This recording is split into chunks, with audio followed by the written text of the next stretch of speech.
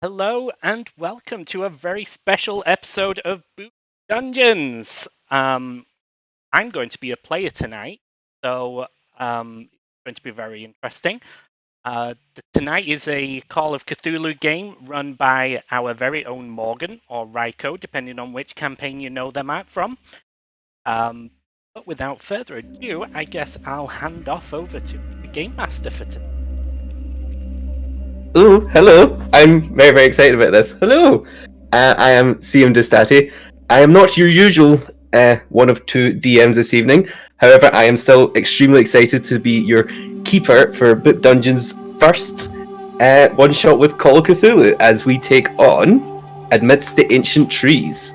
So, tonight we have 5 investigators joining us this evening who are all working, hopefully, together to rescue the kidnapped Jane Strong from the forests of southern Vermont. However, what might be in store may be more than just the kidnappers.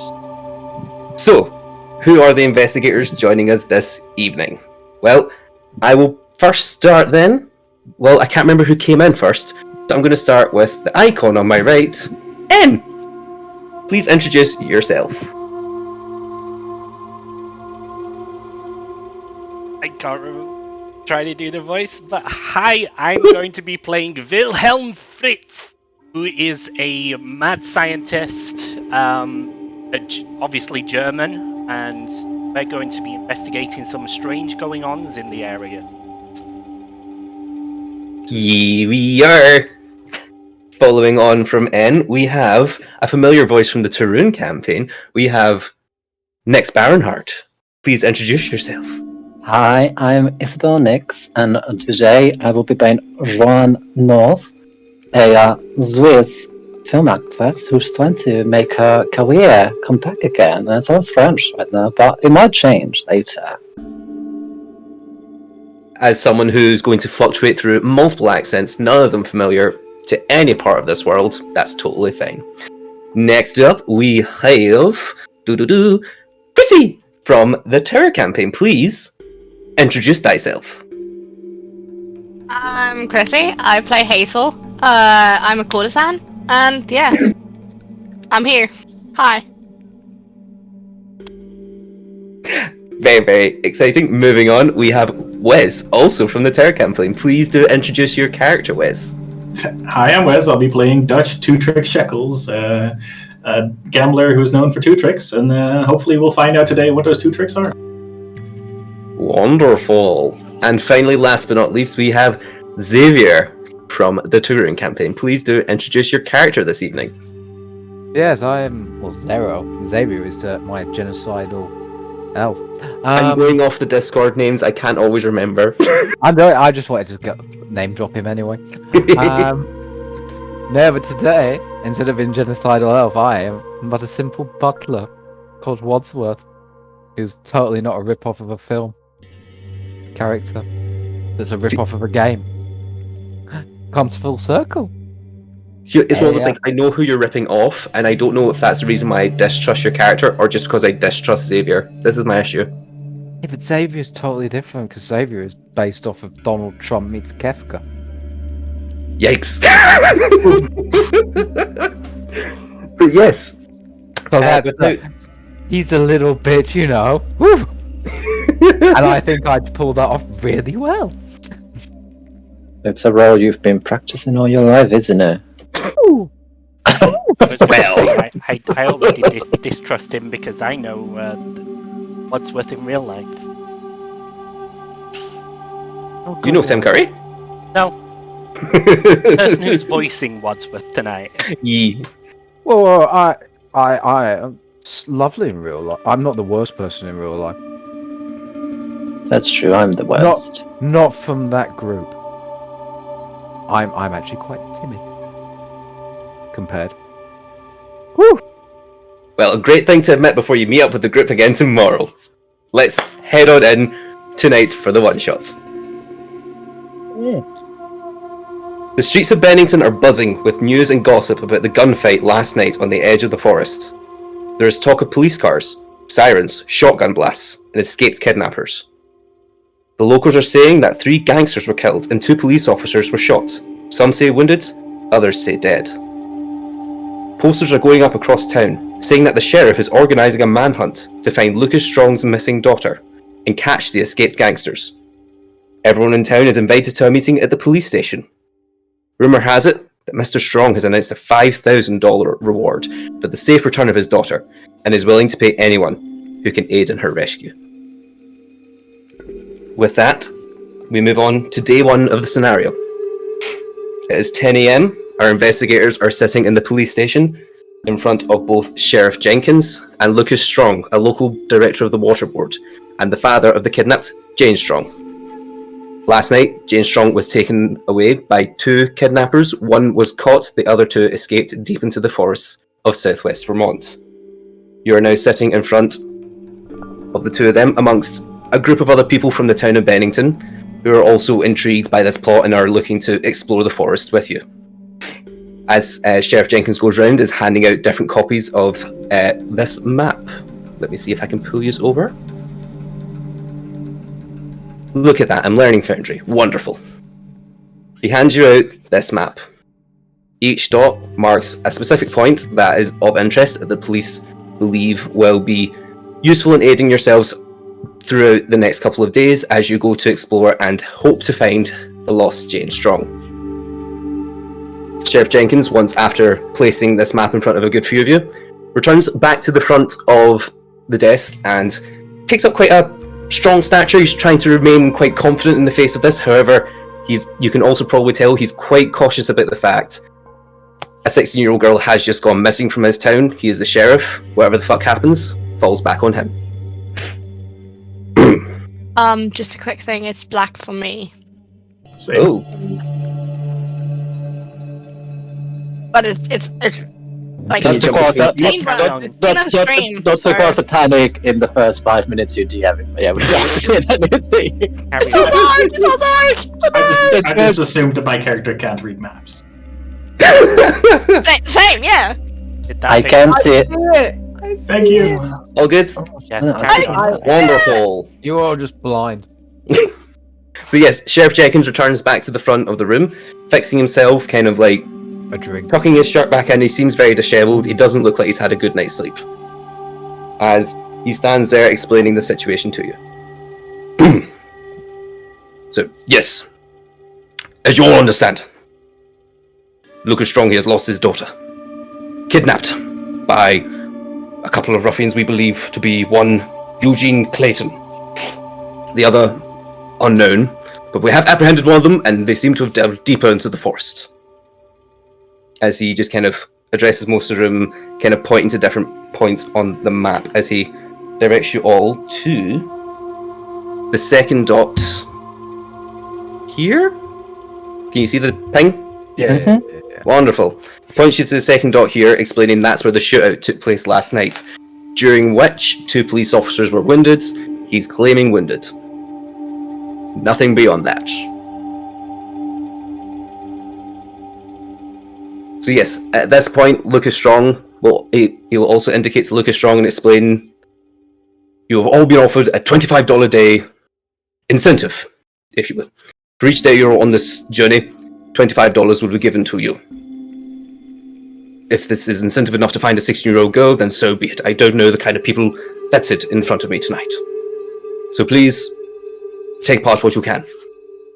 We'll be leaving from the town centre this afternoon, as quickly as possible. So please, if you have any final things to do in town, do them immediately.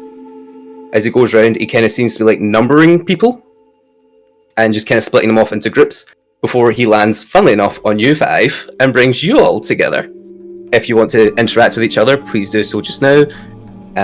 Introduce yourselves, so on and so forth.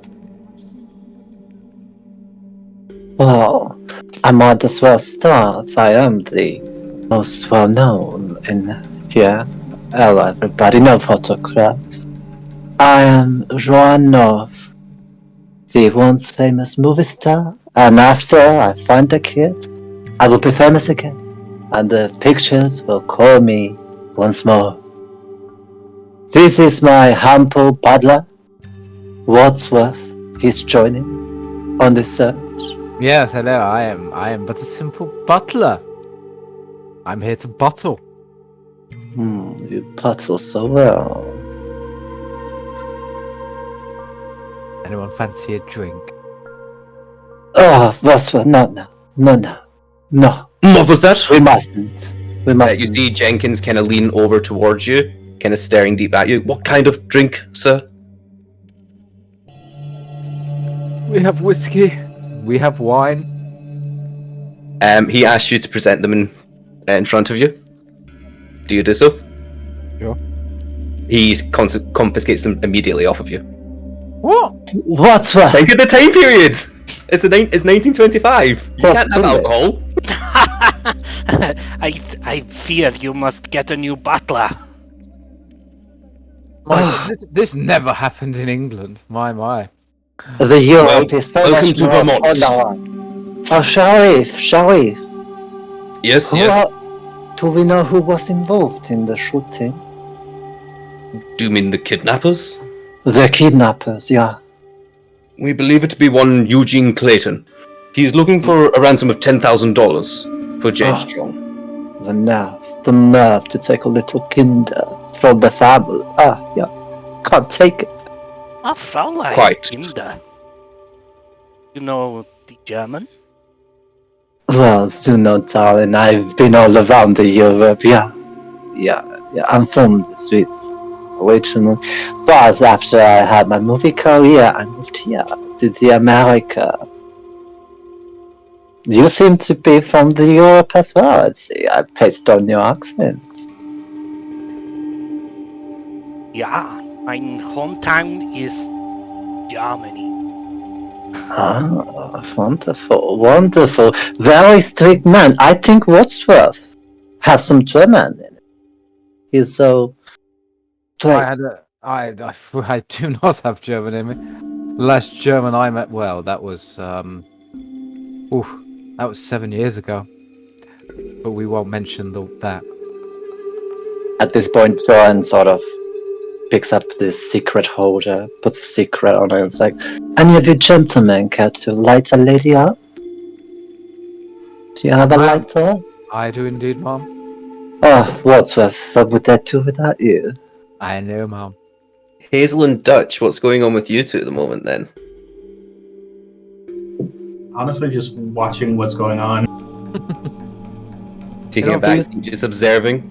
Yeah, just like standing back in the corner, being like, keeping an eye on them, trying to like learn the characteristics of them. Okay. At that point then, Jenkins walks back up to the front of the desk with a whiskey bottle and a wine bottle in hand now, kind of putting it in a very odd confiscated drawer. Who knows what's going to happen with them in the future? Maybe they will go to... Maybe they'll go into a wee hold. Maybe they'll go back home with them. Who knows? Anyway. Wilhelm very secretly sort of opens his jacket a little bit, looks towards the movie star, and sort of shows a very short glimpse of a hip flask. Oh, And sort of Give me a I sleight of hand puts roll, my please. finger on Could the- you give me on a my sleight of nose. hand roll? Can Wilhelm give me a wee sleight of hand roll for that then? It is. Regular roll.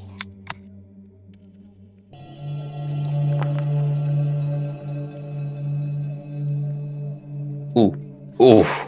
So that is a fail, unfortunately. I will see what I roll first. Yeah. Jenkins perks up and he kind of sees you kind of sugaring something in your jacket as he just kind of eyes you and goes, "Excuse me, sir, what have you got there?" Just some gasoline for my tool here, and I sort of show my. It's a cal prod, but I use it for repairing things. All right then. As he kind of looks to Mr. Strong and kind of just gives him this look of just like, well, it's the best we're going to get. At which point, he once again stands up and directs you to kind of the local map of Bennington and points out the local gun store and mentions there are a few new faces in the room. I figured it might be worthwhile.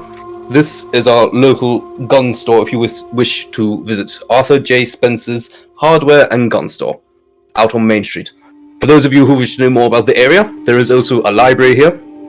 But finally, the most important one, here is the center of town. Please be ready to meet here in the next 2 hours. Alright, so With that, you're dismissed.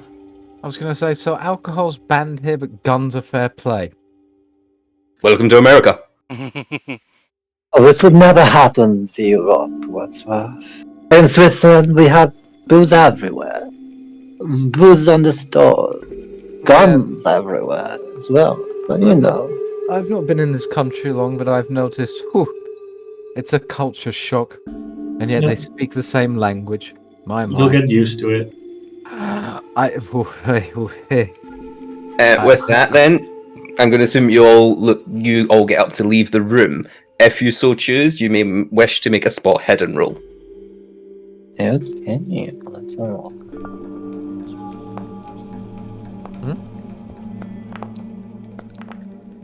Oh, Dutch! I know, right? Oh! Oh, Sean will see everything. See everything, Tom. You see everything, Joanne, jeez. And last but not least, Wadsworth? Just as well you feel this, Wadsworth. Okay, so, Joanne and Wilhelm, you both notice as you're leaving that the sheriff opens the drawer back again with the wine and the whiskey in it. Joanne, you notice in particular, he's got 2 tumblers in there, one for him and one for Lucas. But with that, you can make your way into town. Hypocrisy. Oh, the Americans are so hypocritical so often. Look, if I can't get a little A-cab during my D&D, during my GMing, then what's the point? But yes, you're now standing just outside the police station. As you know, you've been given directions to the local gun store, as well as the local library, and the centre of town. Where would you like to go first? Gun store, please. Wadsworth, wait a minute. We don't even know who we're going with. And I'm gonna stand in front of Hazel and Dutch, Zoe, the cigarette smoke. You two, you don't speak much. What's the deal? What gives? Honestly, it's been hard to figure out what language it is you're speaking, but I think I'm starting to catch on. Oh, darling, I speak the languages of many European and American.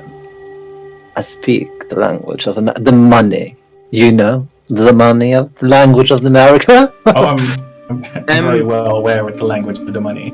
If you all want to, you can make a history check on Joanne. Okay, I will make a history check. Not you, Wadsworth. You know who she is. Do I? This is basically saying if everyone. Well, she hired you. Yeah, she just hired me. I'm just trying to figure out where is history. Dutch. Ow. Nice. Shit. So Wilhelm and Hazel, not a clue who she is. Dutch, you know that this is the I've forgotten your surname, sorry. The Joanne North, the film star from Los Angeles, who's kind of gone missing in the past couple of years, but she was in so many different pictures, big Hollywood star. You're a little awestruck a little bit by this, actually. You're thinking to yourself, this is Joanne North, like, what's she doing in Bennington? That's mad, absolutely mad. I think this is most impressive because Hollywood's only been going for 3 years. Exactly. Well, I didn't do all my history, but I did a little history. What in movies? Let's just pretend, okay? The picture. On the picture par with a Hollywood star. I'm just curious. She was in Broadway beforehand, of course. Where Of you course. disappeared to, Joanne? Miss North. You might have heard of the tragic demise of my husband. Of course, and, everyone's heard of it. Everyone. The Mafia. They say the Mafia. I've never seen the Mafia like that. But you know, maybe it was the American Mafia. Anyway, I went to my friend Freud. You heard her, Freud? Wonderful psychologist. And he was just working his magic on me. And now I'm ready for comeback. I'm researching for a role up north in here. What brings you a fan to the mall? Of course, who wouldn't be a fan? Mum, I think they've no idea what you're saying. Darling, everybody knows what I'm saying. I think they may be. Well, actually, they said that earlier, so I'm So they may be what? Codsworth. They may be what? Do not be rude to our new companion. I know. I feel like there's a little bit of Euroscepticism. Oh, I mean, of that's course. funny coming from a Brit, but Of course. You know, I went to the war. We were broken. We are broken still, but we will live, and we will love. Isn't that right, Dutch? Are you from the Dutch land?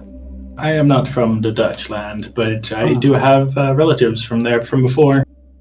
But yes, I am Dutch. I am but a humble gambler, and this is a former friend of mine, Hazel. A Hazel. Oh, darling. Wonderful. Are you American? No. No. None of us Americans. This is wonderful.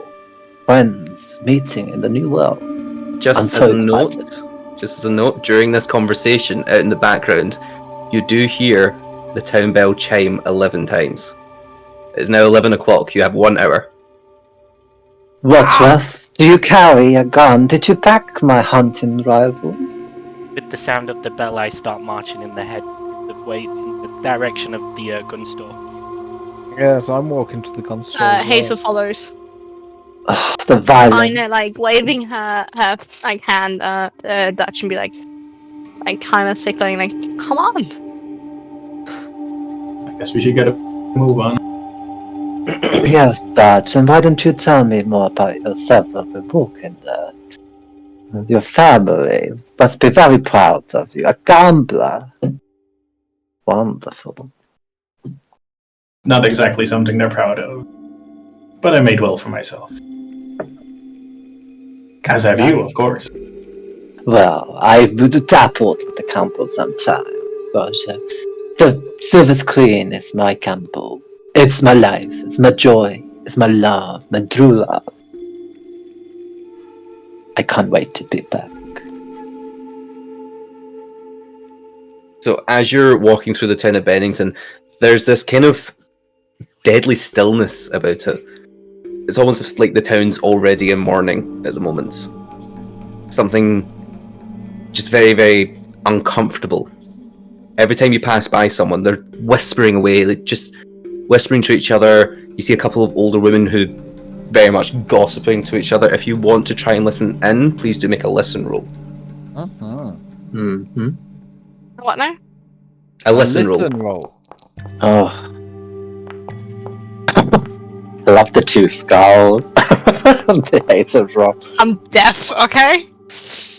That is a critical fail, I must say, unfortunately. You could push it. You could push it if you want to push it. Anyone who fails this roll could push it if you so desire, but you need to describe how you're pushing it. I'm not gonna push it. Jean doesn't push it. I Talks think about my movie. character is like, she's just like, she has her eyes on the gun store. It's like, I need to get a fucking gun. Alrighty then. Like, So giving you're a all fuck just with heading everything straight else. to the gun store, just ignoring the conversations going on? Yeah. Wonderful. Like, she's doing everything out. Like, she's not giving a fuck about it all. Okay, so you're walking for about 5 minutes. It's not a very particularly big town, so you get to Arthur J. Spence's pretty quickly. As you're walking in, you see a crowd of people walking back out with like guns and clubs, all these like just like a menagerie of weaponry and like buckets of ammo. Why not? As they're all heading towards the town centre. You now sort of get the feeling like, oh, there might not be a lot left, but we'll see what's there. We'll see what's there. As you are passing by them, you do hear one person going, "Yeah, why is he Cockney? I don't know." Yeah, you don't think that has something to do with that Turner story, do you? Turner You want- story. Do you want to ask, or do you just go into the gun shop? Yeah, Hazel will probably ask. Yeah. You go up to the man, and the man looks you back, and she goes, "Ah, morning to yourself, Hazel. How you Good doing this morning. fine morning?" This is one of your customers. Cool. Yes. Love it. Yeah, let's go. Well, hello there, Shaker. What are you Well, talking how you about? The doing? whole story. The story? What are you talking about? The story? Yeah. The one you Oh, guys you were mean the talking Turner? about. You mean the one Yeah. about Turner? Ah, it's Tell just me a more. legend. It's just a legend. Little lady like you don't need to worry about that. Well, I do like a good story. Oh. Well, I'm never one to say no to a lady, I suppose. As he kind of fixes himself, he passes off a shotgun to his friend and just kind of... Well, there's a story. It comes back about 50, 60 years or so. About a Joseph Turner. Someone in the Civil War, they always said. A deserter. Came up this way through the forests. Went in, never came back. Ever since, people think the place is haunted or something. Bullshit, I say. Just a load of deer and bear, nothing out there. As you kind of see at the corner of your eye, there's like one of his friends goes, "Yeah, but don't go near that lake. Something weird about that lake. What's weird about that lake? Critters don't go near it. They don't like it. Because it's So, haunted. who doesn't go near that lake again? The critters." All right, okay. Well, thanks, darling. Well, Hazel, which way you go in that forest? Oh, I don't know. I'm with these guys. I'm just gonna get myself a little gun so I can protect myself. Well, plenty of men around here to look after you, Hazel, don't you worry, but, you know, start to feel a little cold in the night, you'll pay me a visit, won't you? Or maybe Yeah. you'll pay me a visit, honey. Sounds good to me. As he just kind of gives you a wink and wanders off.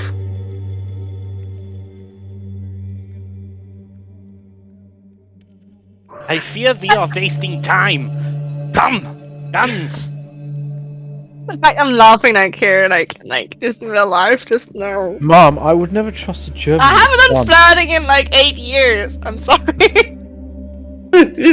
I've never done a don't southern even- accent in years, so I don't know what the fuck that was about. I have to say no idea. that I don't even wait. I go straight into the. Okay, so you get the first Yeah. pick then. You're getting the first Hazel pick. kind of like Well- waves like shortly and then follows. I fear the I- German may be right. We should get going. I'm just thinking typical German. So What? as, What's the point? It's you, the British and the German. Always fight them. Why don't you not make love? Well, we've not always fought. It's only been the once. It's not like it'll happen again anytime soon, though. Ugh, That's pretty ridiculous. foreshadowing. Alright. But yes, I'm as you enter the so- store, you do see that it has been almost completely cleared out. As Arthur Spence looks back to you and she goes, "How can I help you today?" Arthur, darling, you know me well enough. I am here to save the strong girl, Reginda, who was taken. "I'm sorry, Yes. ma'am. The gentleman was first." As he's pointing over to Wilhelm. Oh, that's America. So, no careful, lady. And So, you're sir- gonna back off. Ah, yes. Thank you for here. Oh, a German, is it? A Do you crowd? have anything of German origin? Nope. Only fine American use here, sir. Nay. But we do have something quite special. As he pulls down what looks a bit like a battered hunting rifle. This is the last one in the store. No one else wanted it. It's a very battered hunting rifle. This be your interest? Do you not have anything at hand? Are you- Oh, you like to get up close and personal, do you?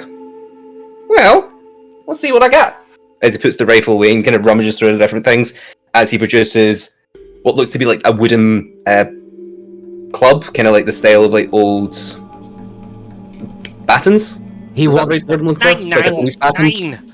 he wants a Mauser, the gentleman over there. Pistol. That's what they use all the time. What are you looking for? What are you looking for? He's I looking for a require a Mauser. pistol. A revolver. Here we go. As he pulls out just like a normal service revolver and puts on the table. Hmm. That all you're after? Yeah, indeed. Alright, well, we're a bit short on ammunition, so I've only got enough to give you 6 bullets. Each. For the revolvers, anyway. As he hands over the 6 bullets, can I ask you to make a credit rating roll? To see whether or not you can purchase the revolver. Fair enough. Seems you're a bit short of change there, friend. As he just kind of slowly takes the gun back. Would you like to try and haggle or fast talk your way into another credit rating roll? Wait. And I literally start going through all my pocket to try and get a bit of extra change together to push, maybe? To push the credit rating roll? Yeah? Please do so. Please roll again. Oh, Christ. I don't think this is quite for you. As he slides the revolver to the side. Next! I whisper to the recipe. The Germans, they're so broke these days. They don't have the money after the war. So sad. So sad. They've just never been the same, have they? No, they cannot recover. They cannot. Right, Cotsworth, what can you shoot? Anything. I will try and buy the gun. The revolver? Yes. Well, you look like you can handle yourself. As he pulls the revolver back to you. Oh, okay. And Thank you. you make a credit rating roll. There you go. He will then hand you the revolver. Let me just get this up and hope this works. Doo-doo-doo. You now have a revolver on you. You have 6 bullets for it. Excellent. So please do take note of your bullets. Thank you kindly, as he takes the money off of you. Anything else today? Looking to the rest of you. Well, Arthur, my darling. Hello. Oh, it's yourself, Hazel. Yeah, I was wondering if you have like a small handgun. We got revolvers, yeah. He seems Anything kind of. I might be able to shoot. He does seem a bit put off that you're here. Not put off, a bit more on edge now, as you notice he starts fiddling with his wedding ring a little bit. Love it. Darling honey, do you have anything I would be able to shoot? This is the smallest we got. Let me just. He also pulls out a set of brass knuckles, wooden baton, and a snub-nosed revolver, so it is a wee bit smaller. The lady is in your purse right there, hey? I might go for the snapper. What is it called? The snub-nosed revolver? Snapper. Yeah, that one. Please An make a excellent- credit rating roll. Yes, I will say make. choice for the lady. I will say make a credit rating roll with a bonus dice. So basically, just push it, and you can choose the better of the So two. push 1. So Yeah. +1. Well, you basically re-roll your 10 dice, the dice that chooses your 10 number, and you choose the lower of the two. So on the bonus dice, I just push it to +1. Oh yeah, Okay, cool. you have successfully bought the revolver as he kind of looks up and down at his wedding ring again, and he's come to you once before and never again for an evening, shall we say. That's kind of hurting to her. No. He doesn't come back because he feels guilty. Love it. Cool. So there So you go, you have a kind of revolver. what she ends up doing is basically when like he hands her the gun, like she kind of like strokes her fingers like very he immediately pulls his hand back. faintly across his hands, like when she's also handing the money. He immediately pulls his hand back and goes, Hazel, that was a one-night thing. I'm a changed man. As he hands over the bullets as well. Dutch. Well, Oh, she's nothing gonna else die, you can my problem. Do we see this? Do we gonna see this happening? You can try a spot hidden roll. Yes, I will. Oh, nice. Man knows everything. Joanne, with a roll like that, you can tell he's very, very uncomfortable. Did Hazel say her occupation to you? No, she's not. Nope. You don't know why he feels very uncomfortable in front of Hazel, but womanly, like, just kind of like, you understand how sometimes business works, and especially in the movie business with women and men, and you see how awkward he's being. You can maybe put and I two and mean, two together that it's pretty obvious because like he has like a low cut like corset on as well, and like a short skirt and stuff like that. So yeah, it should print a picture soonish.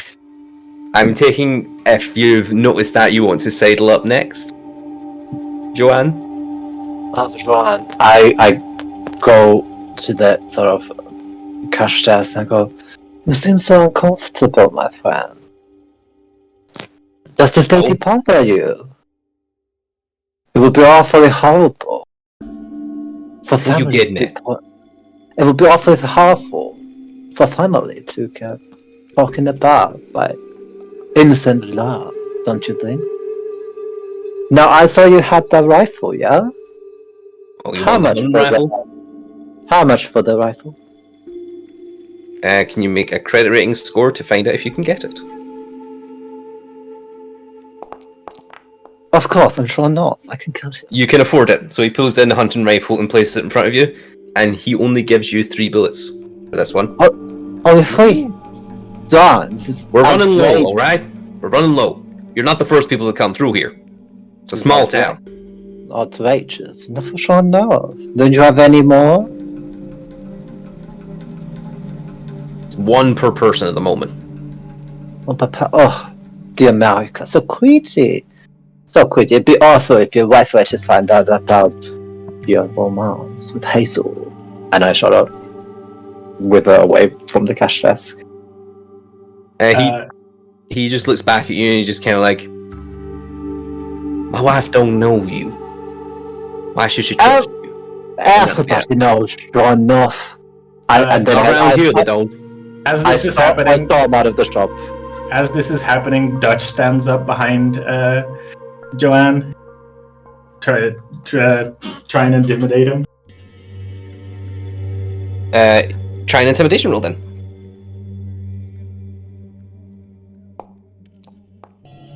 Yeah, that's a success. As you guys are putting this poor wee man through the ringer, he's like a wee old man as well. He's just kind of standing there and just still looking down at his ring, and he doesn't notice you like just appear. This like brick shithouse of a man just appears before him, and he just goes, "Jesus! Well, how can I help you?" As he starts like playing with his wedding ring even faster now. I think you can hand me that bat and that revolver that the German tried to buy. I said you only get 1. I'll get the other one for the German. Make a credit rating roll then. Just once. He's going to give you the bat nonetheless. I could buy all the things. He gives you the bat and gives the revolver to Wilhelm, and then just get out of my shop. Thank you kindly, sir. Nothing can about it. Dankeschön. You have a club. Fascinating ocular devices you there. And you have a revolver. There we go.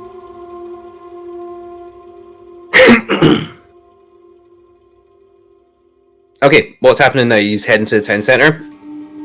You can see the town's clock, and it does say that it's 12:15. You did agree to meet in the town centre at 12. However, you could maybe fit in a quick journey to the library if you really want to. But otherwise, you can head to the town centre. Do you want to hit the library up real quick before we go? What's in the library? Information about the I local town. would please do because of a book. Information about the local town and the forest you're about to be heading into, as well as stories from the past. And urban Hazel legends? would definitely hit the library pretty hard. Dutch will immediately follow. Okay, I will say because you're pushed for time, you can only get 1 piece of information out of this. Okay. About the So, forest. what are you looking for in particular? Are you looking to find out something more about the forest? Are you interested to find out more about Turner, more about Bennington, more about... You tell me. The lake legends. The lake, yes, thank you. the lake. Are we all in Like, agreement? Yeah. Okay. Ah, So you go to the library. Mhm. You go to the library. You go through the local histories. You do find some references to the lake. Not a great deal, but you do notice that the lake's always had this kind of strange, almost oppressive feeling to it. Whenever you go to the lake, almost like something is wanting to push you away from there. It's mentioned that no animal goes close to this lake, like deers, squirrels, any local wildlife stay quite far away from this lake. And given the fact it's the only close source of water for them, that doesn't really add up either. Flipping through a couple more pages, you do hear reference of centuries ago. Again, just another local legend in the town. Whether or not it's true could just be a complete and utter urban legend. But centuries ago, there was mention of a meteor that fell down to the ground right near the lake. And that's all. Aliens. Well, Sugar, you do not know that yet. Could also be the meteor just hit someone on the head and someone made up a story. 9, Fraulein. There is a lot urban legend. Might be surprised. So you kind of see Hazel turn around towards. I need to have the carriage open. Wilhelm and kind of just winks at him as she like walks out the library towards the town square. Well, I know, Sugar. Are you all heading to the town square? Of Yep. course, we have an appointment Yeah. to make. Okay, as you're heading towards the town square, you do hear the midday chime go off in the bell. So you do kind of hurry along and make sure you get there on time. As you're the last party to arrive in the town centre, Sheriff Jenkins is standing there just kind of like looking to the clock, looking back. Feel free to give me a spot hidden roll if you want.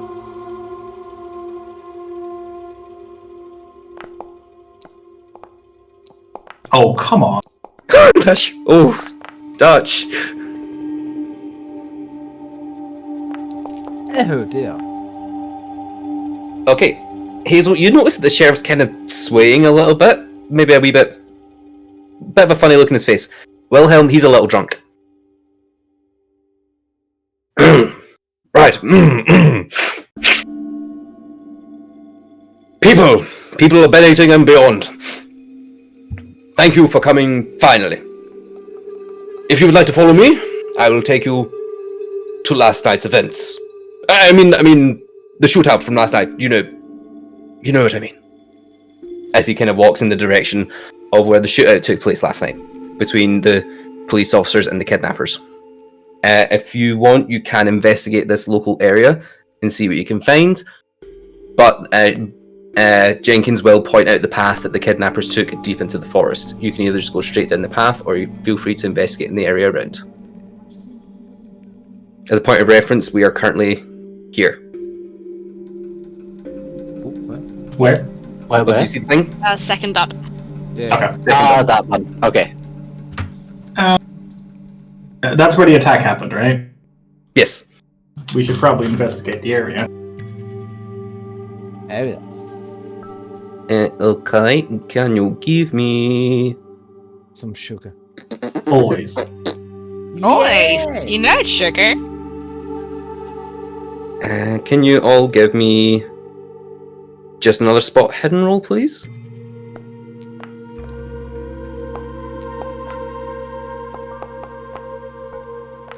I was like, I can't keep failing these.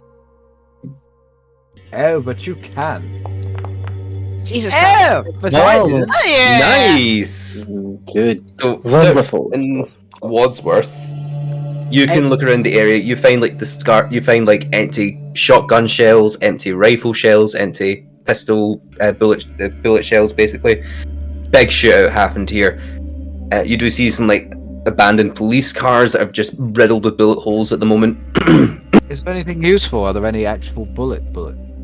Unfortunately, not any bullets you find have been used. Basically. Oh, And- there's not any use. You can see like blood splatters, quite a lot of blood. So you're getting the Wadsworth in particular. You're just like nah, these police officers are dead. They ain't wounded. They're dead. But you do notice the pathway that does look like the kidnappers have taken.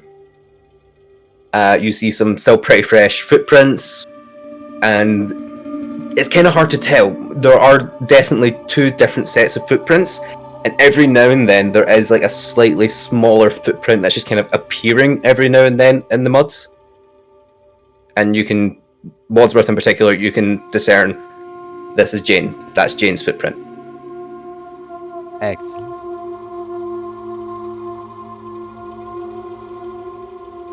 So, are you following the path? Explain to the party what are you going to do? Let us follow the path then of the footprints. Okay then. Can I ask people to make navigation rolls? The book said tracking, but this is navigation in the thing. Oh, is that good actually? Owen's too busy That is good. writing another sticker out. Hazel is way too busy Excuse to me. like wink at people and then kind of like do a seductive wave, Just Wilhelm, ye? especially towards the sheriff. Yes.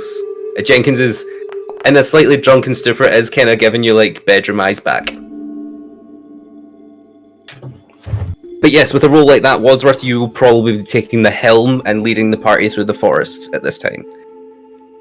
So, you spend the first few hours trekking through the forest, and throughout this time, you do see like glimpses of deer and different animals and stuff like that. This seems to be like, from what you've heard so far, this is a pretty popular hunting area. So people do come here pretty often to hunt deer and different things that kind of stuff. 1920s. So you're looking around your surroundings. You're just kind of surrounded by the really, really tall but thin trees, stuff like that. But it's ridiculously dense. And given the time of year, there's a lot of leaves on the ground too. So a lot of quite mushy now leaves. It must have been raining night before, maybe quite recently, so it's all gone quite mushy. People who are wearing very nice shoes, you're very disappointed. At this point, can I also ask you to describe the outfits that you're wearing? Yes, I am wearing a very nice suit. Actually, shall I describe the colour? Color, please, yeah. Okay, let me just actually... I made the... So I am wearing a black... It's a mainly black suit, but with a red shirt, a purple bow tie, and purple shoes with red laces. Okay. Everyone else? Wilhelm is He's wearing wearing- like a white shirt with a beige sort of vest. There's no tie, it's just like the top few buttons are open. Some beigey green trousers and some actual boots. Almost So- army boots. Pretty beige army fatigues kind of style? Whoa, Okay. whoa, whoa, whoa, whoa! A German wearing army fatigues around myself. I'm having flashbacks. Oh dear. Everyone else, what are you wearing? Dutch is wearing a brown dress shirt with a grey vest and black pants. Okay. Hazel is And- wearing a corset with like blonde, like white blonde ruffles around the top, and a short skirt that is grading towards longer in the back. Also, the corset is like blackish red, and the skirt is black and gold. And she's wearing like pretty fancy shoes. Out of them, what would you say is like the most dominant color? The black and gold. The black and gold? Okay. Yes. And last but not least, Joanne. Oh, Joanne, she's wearing a taupe, brownish, white-trimmed hat with a peacock feather on it. She's got a mink stole wrapped around her neck. Heavy brown tweedish coat, which is open, and underneath there's like a bejeweled gown, of course, and pretty nice Mary Jane shoes, so she's gonna be pissed about walking in here. Her classic outfit, of course. Of course, you're showing off. Would not go for less. Wadsworth, my shoes, they're horrible. This is horrible. I didn't think we would go to the wild. At this Those point, shoes or what, madam? at this point, can I ask everyone to make a listen roll? I'm going to say Wadsworth and Joanne used to having a bit of a conversation, can I ask you to do it with a penalty dice? Oh, what? A penalty dice, so -1. Oh, us. Yes, because you have Oh a yeah! Nice, I'm Hazel. flirting. I'm done flirting. Okay. Hazel, you're the only one that hears this. As out in the distance, you hear a twig snaps. You can follow up with a spot hidden roll if you like. Yes. Probably not gonna notice anything, so.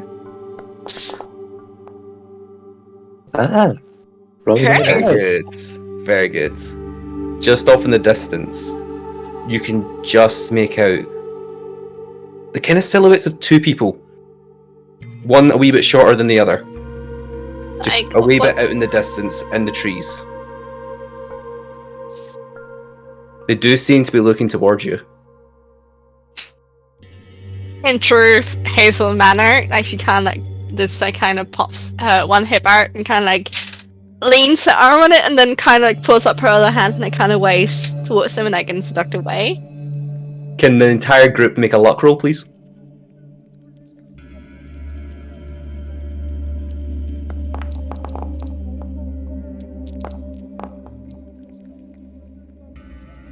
A luck throw. A luck roll, Oh, yes. there Go it down at the side, yeah. But yeah,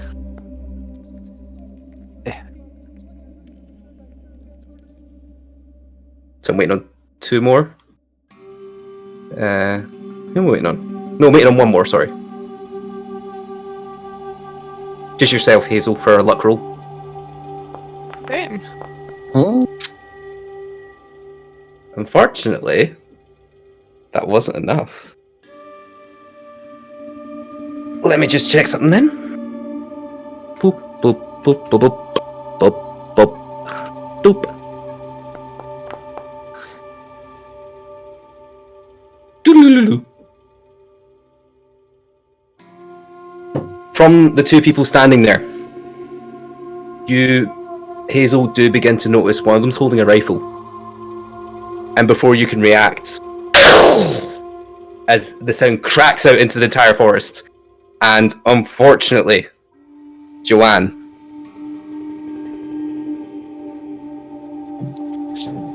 can you take 3 points of damage as the bullet grazes your shoulder? Why? Wait, where's my 3 points? Jeez. Oh, what's was? And I sort of fall to the ground. You then Very see dramatically. Hazel. You then see what seems to be the shorter of the two lower the hunter rifle is this taller of the two. Slaps him across the back of the head and goes, "Doctor!" What As did he say? the two shadows are now sprinting towards you. Don't shoot. Don't As the shoot. two Okay. shadows now sprinting towards you, both towards you all. As they do eventually catch up, you do see it seems to be an adult and a son. They're both panting, completely out of breath. They have massive bags underneath their eyes, completely shock white pale. They do not look well at all. As they look up at you and, is everyone all right? This damn boy, he just gets so antsy in this woods. Calm down, sugar. Calm down, sugar. Who are you? Calm down, you shot our movie star. Hush, let me do the work. Let me do the He talking. didn't hit anybody, did he? I'm John is still on the yeah. ground. John is still on the ground waiting for someone to help her up. Shit. Dutch will help pick her up. There's something in here. Something in these woods. It's not right. What's in this woods? Did you see I'm just here anything? for a hunting trip. Wilhelm will run over to Joanne and start looking at the wound and seeing if it's okay and stuff. So Thank you, die. It was just a hunting trip. Wait, what's your name? I'm Alistair. This is my Alistair. boy George. We were just out here to hunt, I swear. We didn't mean nothing by it. It's okay, it's okay. You said something about there was something in the forest? Just different shadows and people and... You aren't spending the night here, are you? No, No sugar, no sugar. How long have you been here? You are Hazel. You're spending the night. Oh, well, she doesn't know. Okay. She doesn't know yet. So like, she's just here. Whatever like, you do, don't stay here. First. Sugar, tell me something. Were you here last night? Hmm? Were you in this area last night? Yeah, we were just here on a hunt trip. Just taking my son up and try and get him his Did first you buck. by any chance hear gunshots in this area where we are standing currently? Yeah, we hear lots. Coming from that direction, we tried to stay away from it, but... Gosh, I'm so sorry. We didn't mean for this to happen. Sugar, can you point me in the direction that you heard them? He points back towards the direction you came from, where the gunshots came from, the big fight. Sugar, I'm just gonna tell you something. Why don't you head towards the city and kind of like just ask for the bartender and just say that Hazel sent you. You're like, you can need a good one, yeah. Thank you. Just don't stay here tonight. Get out of here. Get out. He goes to collect his son. He takes the rifle back off of him and just kind of slings it over himself and looks back to you. There's more in here. There's another hunt party. We came up with some friends. My friend Brian and his son. If you see them, please tell them to get out of this forest. Dutch will walk up to them and say, I think it's better that you hand over your ammunition now and just head back to town. That was their last bullet. Well, sorry, I tried. With that, Disgrace. with that, the son and the father head into the direction of the town.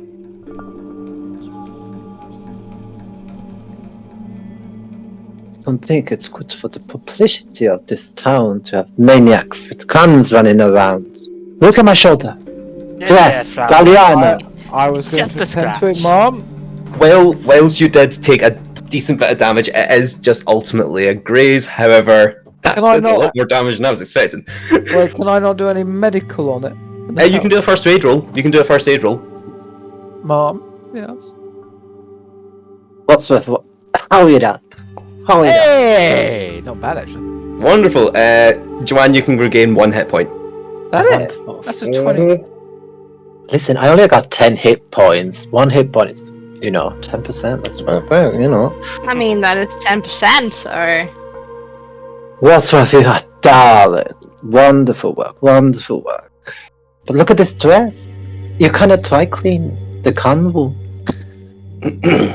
That's right. We will sort that out, Mom, once we're out of here. Wonderful, wonderful. After this, do you use bandage up Joanne's wound and just continue on? Yes. Okay. You continue to delve deep into the forest. Currently speaking, let me just check the map. You're just past here, roughly. See the ping? Between 3rd and 4th. Yeah, between the third and the fourth dot. So you're just past there. You do start to notice that it's starting to get pretty dark. If you try and continue along this path, you don't know what might happen. One of you almost just got shot. You could get spotted by somebody else who will also try and shoot you. It might be best to make camp. Do you do so, or do you want to try and continue on? Wadsworth, I need my rest, my beauty Yes, sleep. we will set up camp. Okay. So you That's it. go about setting up camp and doing your campy things. Maybe share a couple of ghost stories, get into the mood, that kind of thing. As you're going around, you still kind of hear local wildlife, birds swimming around. You can definitely hear some deer, that kind of stuff. So it's roughly, you're going to guess, close to between 9 o'clock at night and 10 o'clock at night. Somewhere between the two. And you're all kind of starting to wind down and starting to think, alright, so maybe we should probably get some sleep, Who's going to take watch? I will... Let's just Hazel go will start. normal D&D ones and go for three watches. Hazel will do it. First watch, Yep. Kraken, you will do between 10 and midnight. Who's doing midnight? Sean will not volunteer for any of this. Very fair, you are wounded. So who's between midnight and 2? Dutch. Myself. Oh. Oh? Air. Oh, Air. We will paper, rock, scissors for it. Oh. Wadsworth, maybe you should look after your Fraulein. Yeah, that's why I'm keeping watch. Stay with your Fraulein. We will the watch. So I am a butler. I'm meant to keep watch. You're supposed to look after your Fraulein, your lady, no? That's how by keeping watch. But And if she needs you in the night, then I Oh, will be watching. Wadsworth, stop arguing with the Germans. This will not be good. You take the third watch, Wadsworth. Yeah? Take a watch. Yes. Perfect. You take Final the watch, third watch. Wadsworth. Fine. I will take the final one. And Dodge, you and me, we share stories. I will tell you all about my movie scene. Are you sure I can't convince either of you to let me take a walk? You are taking a watch. Yeah, are you not taking second? I actually need yeah. 3 watches. I need 3 people to do 3 Yeah, watches. sure. I'll take second. Second? I don't- Okay, so we've got Hazel, Dutch, then Wadsworth. I thought Yes. Wilhelm was taking one, but okay. I thought we were almost taking one as well, but it's fine. I'll take second. It's up to yourselves. I just want to know who's awake for when. Wait, hang on. How I'll take much the second watch. We're only having 6 hours of sleep. Yeah, you're getting up at 6 a.m. Well, I thought it was 10 o'clock. But it's Oh, it's 10, yes. 4 Yeah. people then. We'll do 4 watches then. 4 watches. Yeah, that's Yeah, what I at thought 6 we were a.m. doing. So, Wilhelm, which watch do you want to do? the last one. Last one. Okay. So, the only person who is awake for midnight will be Hazel. Can the rest of you make me a sanity check? Wait, what? Make me a sanity check. Oh no! It's a fail for Joanne. A fail for Wilhelm. It's looking so good. I'm ready. Oh, did I pass? That's a pass for Wadsworth. That's like Dutch. saying. Nope. 3 out of 4. Interesting.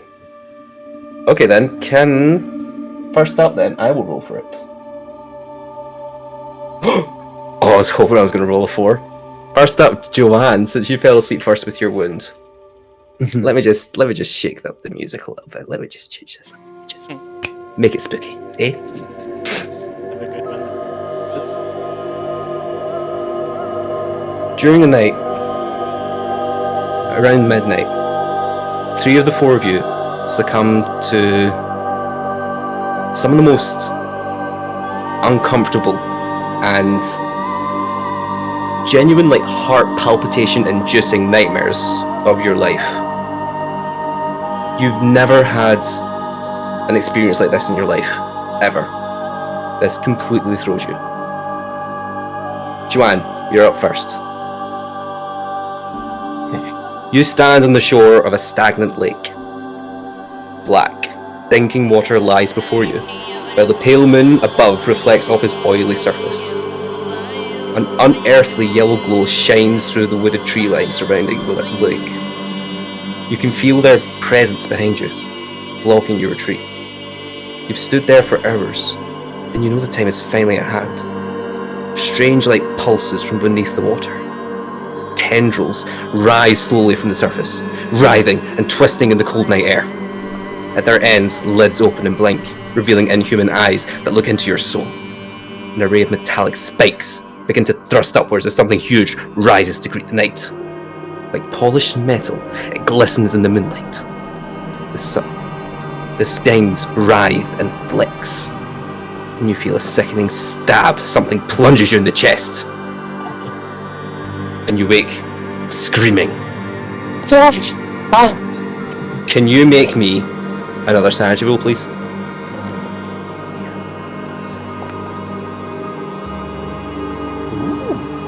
You keep your cool. You do not lose any sanity points this turn. As you wake up in a complete and utter jolt, your body just completely drenched in sweat. But you're shivering, you're freezing cold. Nothing's going to warm you up immediately. As this dream that's still lingering somewhere in the back of your head, you can see a lake, you can see something writhing beneath it, but the parts of it are now missing. You can't quite get to grasp what you just experienced there. as you sit up for the next hour, just kind of holding yourself in a slight fetal position as you think back to your time with the doctors and your husband. Lorenzo. Moving up next, we have Wilhelm. 1. Wilhelm, your sleep is far from restful. You toss and turn from side to side, bombarded throughout the hours of darkness by images that you barely recall when you awake. Maybe it's the previous day's trek through the forest that's influencing this. All you remember are the dark trees surrounding you. The sickly, yellowing leaves falling to the ground. You feel a terrible sense of foreboding. Something's out there, watching and waiting. You wake up feeling exhausted, and it's almost as if you didn't sleep at all. For the rest of tomorrow, you will suffer 1 penalty die on any constitution roll you make until you sleep again. Last but not least, we have Dutch. 3. Yellow leaves fall slowly from the thick roof of branches above. Blades of sunlight stab through the darkness. Ahead of you stands a dilapidated log cabin. The door swings slowly open and figures emerge. They advance slowly on you with purpose. You want to turn and run, but you can't take your eyes from them. Your muscles strain as your brain cries out for your limbs to work, but you're powerless. The figures wear strange clothes. You hear the first one, a man's voice, as he comes closer. Come with us. Join us in his service. Embrace your new destiny. And in his eternal glory. His face a lifeless, pale and unblinking. A dark green smear of corruption spreads down from an empty eye socket. The man in front of you breaks out an entire grin. Teeth, pale white, as the skin on the corners of his mouth begin to crack and his flesh strips away. You awake in terror. Can you make me a sanity roll, please?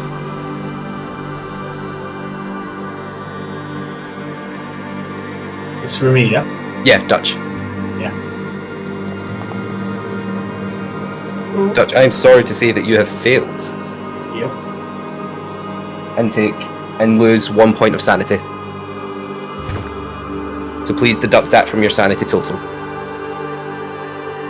Alright. After that, Hazel, you go to wake up Wadsworth for the second watch, correct? I think that's me for the second. I think it was Dutch. You go to wake up Dutch for the second watch, and he's already awake. He looks like he's been awake for some time. Hazel kind of just walks over and kind of just places her hand on his shoulder, being like, "Sugar, you okay? You look kind of stressed." I'll be quite right. You should go catch some shut eye. I don't think I'll be sleeping for a while anyway. Yeah, Sugar. And she kind of like just steals his sleeping blankets because they're warm and she's cold. Hazel, you settle down for the night. Mm-hmm. Sorry, I need to flip through pages. Okay. At this point, Dutch, can I ask you to make a listen roll? Sure. But at a penalty dice, please, because you're very shaken. Sure. Congratulations, you still hear this. Thank you. Faint, in the very faint distance, deep into the woods.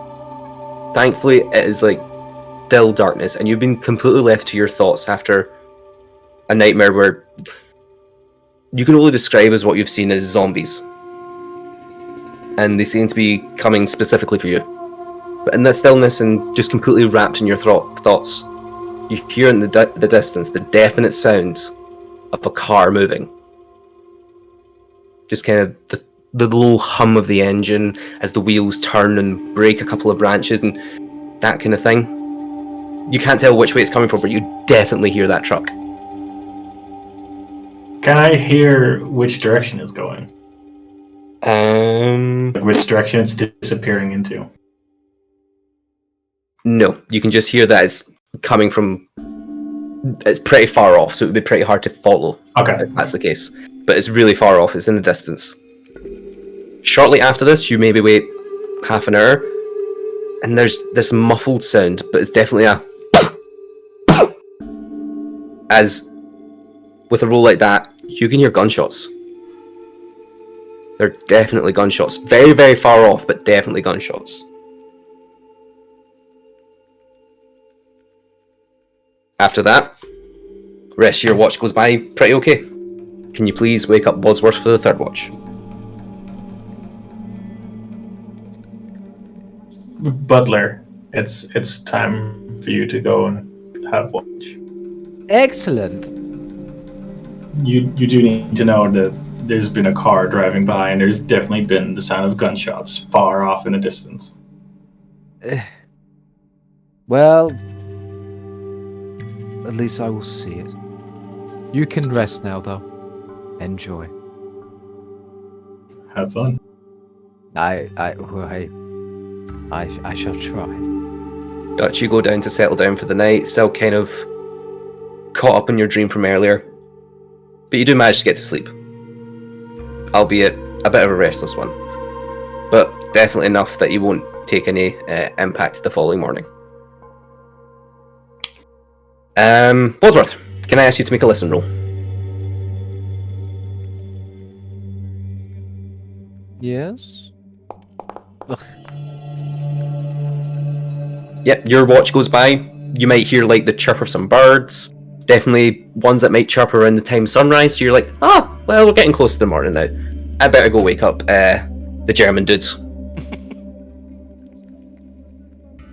Okay, I go and wake Your up watch the basically Kaiser. goes by, no bother. You Yeah. had a great sleep, let's face it. You had a great time. So you I go wake wake up up. Wilhelm. Yeah, I go wake up the Kaiser. You said his name was Wilhelm. Well, his name's Wilhelm. Yes, but I don't think the Kaiser exists anymore by this point. I think the Kaiser abdicates in 1919. If I'm remembering my history right. 18. 18? 1918? Anyway, Wilhelm. You are awakened by Wadsworth. Nine! Ah! Jew. That time already.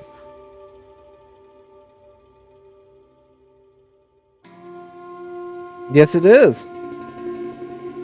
Enjoy, Kaiser. I mean, Wilhelm. Have a good I sleep. mean, to him, you're just simpleton. calling him king. Yes. Okay, so Wilhelm, you go to sit down next to the campfire as you go to take your watch. You do see out in the distance that the sun is starting to rise. It will be like another hour or two before it's fully in the sky. However, due to your nightmare tonight, I'm going to ask you to make a listen roll at disadvantage because you're looking around just like, there's something out there. I don't... You're kind of looking around at the forest and you seem distracted as if there's kind of feeling that you're being watched. So can I ask you to make it a penalty, please? -1. So just -1, yeah. Yep, you're too distracted thinking like someone's watching you, you get a little bit anxious. You start to think about your time in the orphanage and just kind of how everyone just kind of stared at you. You were the weird little kids. And you just start to feel a little uncomfortable in this forest. But as the sun rises, everyone is now awake and you can go join Wilhelm at the now dying embers of the campfire. Oh my God, darlings, that's the night. Nightmares. A horrible night. And John lights up another cigarette and tells them about her dream. The lake. The darkness. The oil. My husband. Wordsworth. Bring me a tissue. My husband. Poor Lorenzo. Lorenzo, Mom. You remember? Well, you were not in my service. You are my late husband. You must have read in the news. It's a big thing. Got mowed down, killed by the mafia. You know I was the one who found him. And the scene before us, in the woods, with the blood and the gunshots. Ah, Memories. Not good memories. What's wrong? It's horrible. Yes, although I've not known you too long, Mom. No, you've not. But you must have read me. I am famous film star. So you must have the news, darling. Even in England. I know very little about films. As I say, they've not been out long, Mom. Oh, stop it ridiculous. Films will never die, and they will never burn. They are our art. Our heart in art. What do you think, Doctor? Have you ever seen a movie? You know the German cinema? Wonderful. Wonderful. 9. Pardon? 9. 9 flower. 9. He's seen 9 films? That's Oh, more no. than me. I was waiting for that joke. I was waiting to see who was going to make it. Yeah, yeah. I'm A sorry. connoisseur of this silver screen, I tell. Dutch, I presume you've seen a lot of them. You know my most famous Lavender Persimmon Tree, where I played the elephant huntress archaeologist. Wonderful film. Wonderful. My credits work. Wonderful indeed, ma'am. Anyone else sharing their evening's experiences? Dutch? Honestly, I did Well, not. I did not sleep quite well myself, and I told him about my dream. Can I try to psychoanalyze their dreams? If you like. I would love to try. Let's see what happens. Do it.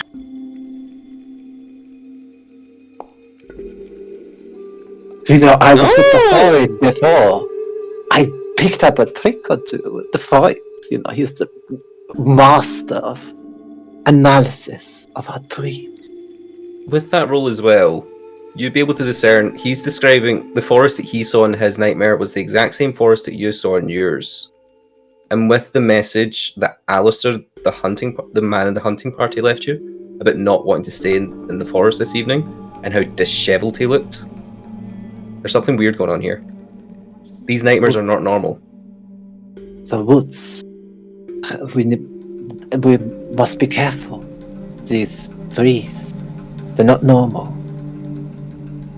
Anybody else care to share a dream I can analyze?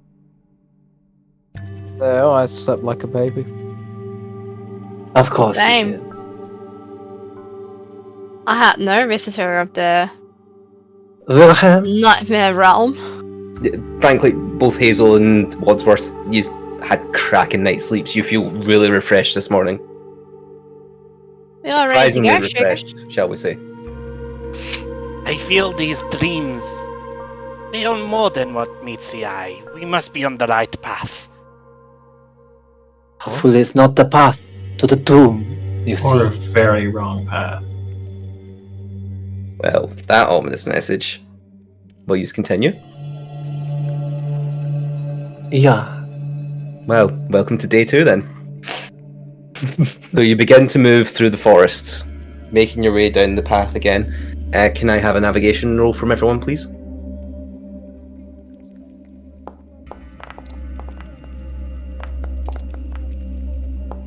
I'm too busy looking at the beautiful foliage. 28 be a fail. You can push rolls if you want to. Just Or remember. you can use your luck point. Yes, you can use luck points to make it a success if you want. Wadsworth, it's up to yourself, as well as Dutch, because you two were Oh. quite close to succeeding. Oh, what do I need to succeed? You need to deduct 8 of your luck points. I'll do that. Well, you need to only deduct 6 from Yeah, your you go stuff. for it. I'll do that. Okay then. So you succeed on your roll. Dutch, you initially make the navigation, and just after your night, you're just like, oh. You immediately start to look for the path, and for a split second, you swear you see those dead eyes again. That cracking smile. You shake it off, and then you're like, you spot the path, and you know which way to go. As if something might be drawing you, maybe. That's not ominous. Well, The path's this way, folks. you follow down it? I mean, I found a path, so yeah. Okay. With that, I'm going to say, Dutch, you're at the head of the line. Yes. As you all make your way through this path. As you do so, you do start to notice the tweets of birds are getting fainter. You haven't seen a deer for a couple of hours. And you look up around the trees, they're barren, just branches, no leaves, and no nests. No birds' nests, anything. As you continue down this path. Hazel has kind of locked her hand in the crook of Dutch's elbow. Because despite feeling super rested, she does have a slight headache this morning. So her vision is not that great. Okay. As you continue down this path, can I ask everyone to make a spot hidden check?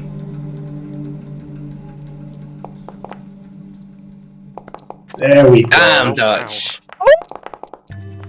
Look at that. Double one. God. Wadsworth as well. Okay. No. Christ. Let's go. Let's go. That's everyone. Okay. So as you continue down the path, Joanne, Hazel, and Wilhelm, you all seem to be a bit too caught up in looking around the trees around you, kind of checking your surroundings, so you don't notice this. Dutch, at the head of the queue, you would notice this first straight away. There's blood on the ground. There's blood splattered on the leaves around your feet and your ankles. And there definitely does seem to be a trail of broken branches, and if you look down that path, you will also see that blood. Wadsworth, you also notice this almost immediately at the same time as Dutch. But Dutch was just slightly ahead because he was at the front of the queue. Something's You do see happened here. You see a load of broken path. You see a broken path basically recently made. You can choose to follow it if you want to, or continue down the path that you found earlier. Let's follow it. Yes. You What follow is down it, that path. Wadsworth? Why are we diverging from the path? Something has happened here. There seems to be blood and some kind of struggle happened here. Oh, another crazed little kid with a rifle. I tell you, they kill you. Children never have them. My husband always wanted one. I never. Never. That's some good advice. They ruined the film career, yeah? Lily Fair, she lost all the roles after she got pregnant, you know? So you continue down the path of blood and broken branches and stuff? Yes. Okay. So you continue on down it for maybe about half a mile before you come across what appears to be a very, very rusty combat knife just stuck in the ground. Do you pull it out? Oh, yes. Wadsworth, you do? Yes. Okay, and in that case, you're holding the weapon in your hand. You do examine it a little bit. You see that it's really, really rusted. It's kind of starting to get jagged and decaying away, and blood spatters across it. And with your background of being in the army as well, you can tell that this is army standard service knife, essentially. Can you give me a history check? I would know this, of course, from the war. Which war? The last one. Give me a history check. Yeah, give me a history check. There we go. 9? This is not from the most recent war. Which war? With that history check and your time studying warfare in the past, you would know that this was the kind of knife that was a bayonet knife. One that would have been standard in the Civil War. The American Civil War. Oh, okay. A little bit before my time. A little bit before your time, yeah. 'Cause, I mean, that But would it's be- here. It's definitely got fresh blood on it. Yeah, because the Civil War was, 60 years ago? Mm-hmm. Okay. Yes, this is a very nice Civil War knife. Well, you say it's rusty as hell. Yeah. Okay. And just off to the distance as well, you see a slight shape. You swear it looks like a boot. Do you go see it? Let's go see it. Lying before you is the bloodied body of a dead man. You're fine, you've seen a dead man before. Mhm. Wadsworth has seen a dead man. Sorry, getting names mixed up. Wadsworth, Wilhelm, you've both seen dead men before, correct? Many. Yes. Dutch, did you serve in the war? No, not in the war. Hazel? No. Joanne? I entertained the troops, you know? And I which- saw my husband dead. Wait, wasn't the Swiss neutral in it though? Mm-hmm. Yeah. But you were also a bit of a star, so you would have entertained the troops. I would, of course. Wouldn't go. But Joanne, Hazel, and Dutch, can you please make me a sanity check?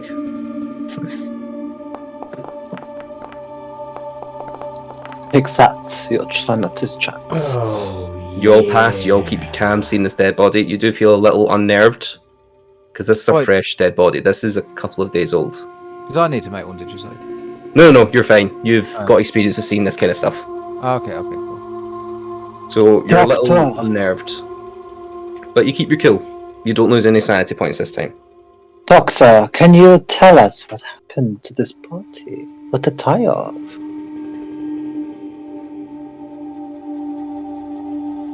Who, what? Doctor, head Doctor Willem. Oh, Don't be standing there like that. I think You're a ends doctor. a little bit. We have just had a raid into the stream. Welcome in, raiders, Sorry. and thank you very much. Ikioto, thank you very much for the raid. Thank you for the waiting, Kyoto. Draw North approves this message. Wilhelm, Yes, Fraulein. can you tell, Doctor, you doctor, can you tell what happened to this body? It appears to have been unalived. Yeah, pretty much. So you go over to investigate the body, Wilhelm? I do, yes. Okay, so you go through the body. This is a pretty well-dressed person. Very young, though. You're looking maybe late, like 18 to the 22 mark, so very, very young. So it's quite a shame that he's dead. You examine his clothes and you do see like these wee flecks of paint on him. And it's definitely pink, because it's in different colours, it's not just red. And if you could please give me either a medicine or a first aid check, please. Whichever one is better for you.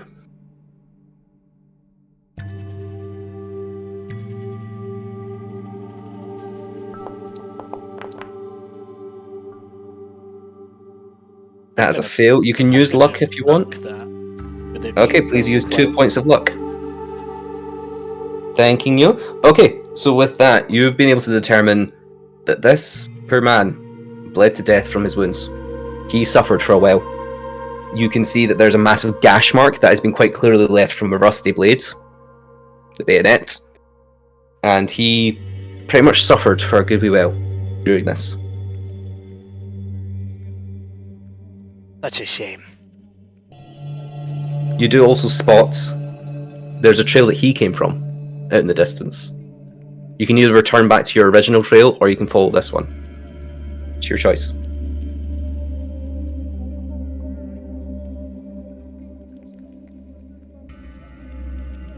So, gang. It appears he seems to have been slashed with the knife Simpleton picked up. Huh. Seems to have been somewhere over there. The trail goes deeper. Do you follow where the body came from? Or do you continue back to your original path?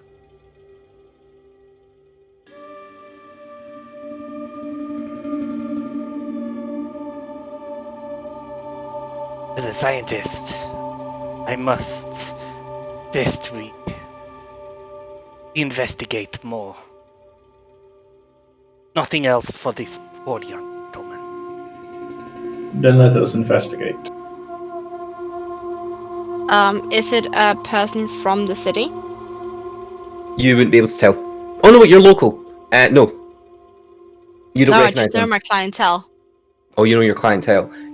You haven't seen him out and about in the city, but there's no way that you could be 100% sure. However, through your clientele, you've heard whispers about a group of artists who came in from university, who came in to take in the sights of the forests and paint it for the sake of a university project. They came down about maybe a week or two ago. They mentioned in town they'd be staying there for about a month to take in the sights and paint what they see. And yeah, this must be one of the artists.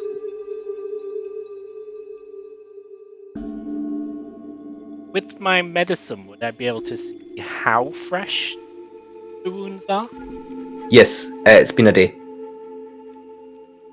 This man spent the last day bleeding out, essentially.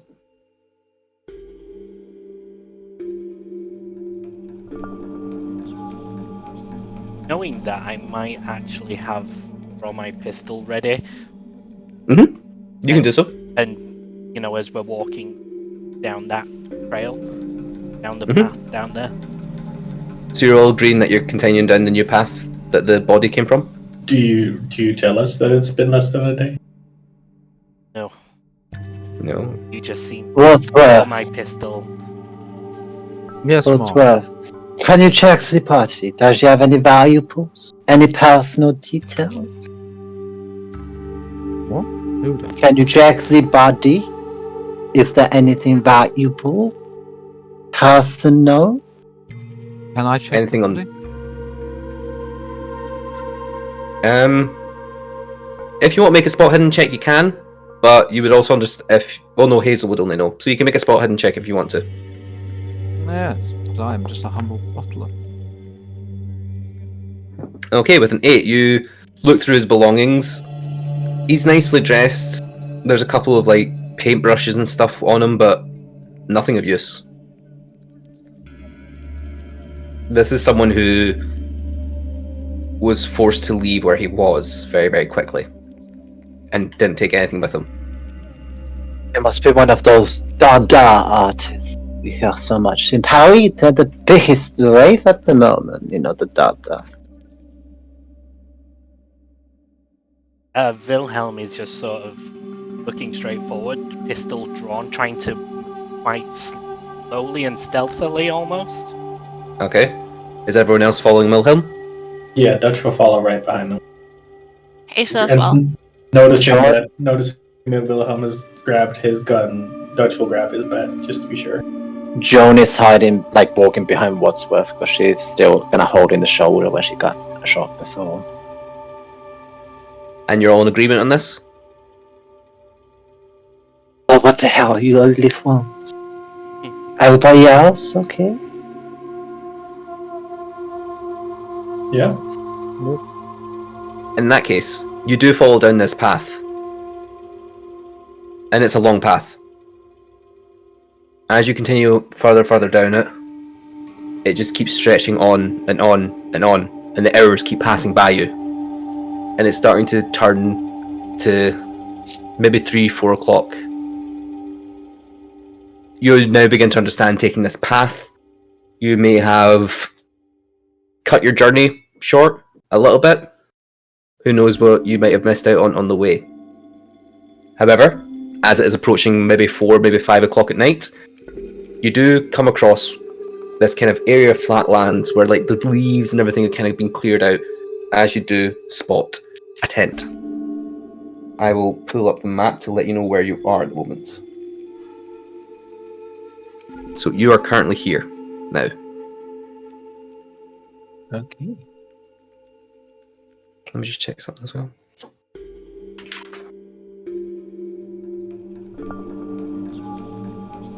You're okay. Okay.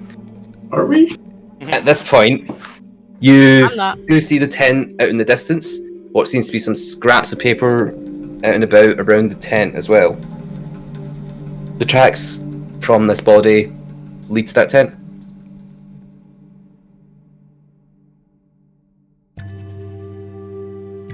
Let's go and check out the tent, Doctor. Very quiet. That's what you. You all go to the tents then? Yes. There we are. Okay.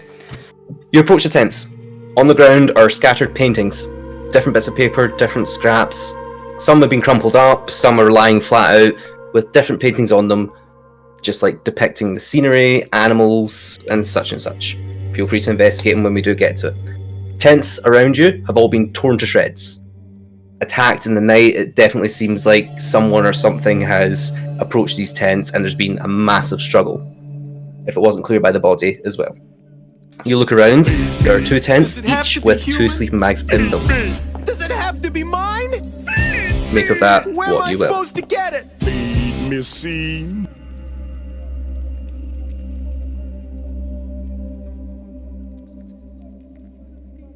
So, what now? I look at the paintings. Can I see anything in these paintings? You look that to the would be paintings. out of ordinary. Okay. Same. You look at them. Both you and Dutch, yeah?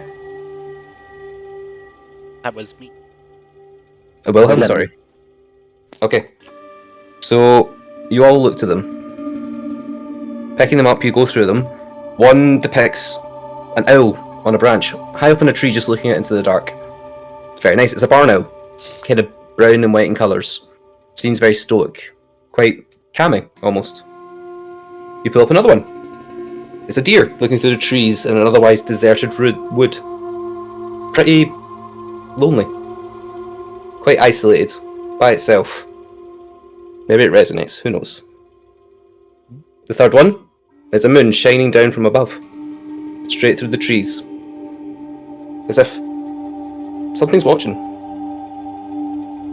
The fourth depicts a snake making its way through the trees on the ground, in between the leaves on the ground, in between the trees. Ground is covered in dead yellow leaves in particular. The fifth painting. You see a dilapidated old cabin. The door's open, and there's a dark outline of a figure from within. Looking quite closely at it. The figure's grinning. Last but not least, in the final painting that you hold in your hand, Joanne, a figure is seen from behind, looking out onto the black waters of a lake, as something horrible rises out from it. Joanne, upon seeing this painting, can I ask you to make a sanity roll, please?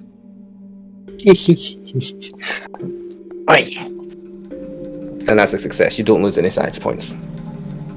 Can I tell that is this gonna be the same lake I saw in my tree? This is your dream. This isn't just like the same lake or the same woods. This is your dream. Someone has painted your dream. Well, someone has painted your nightmare.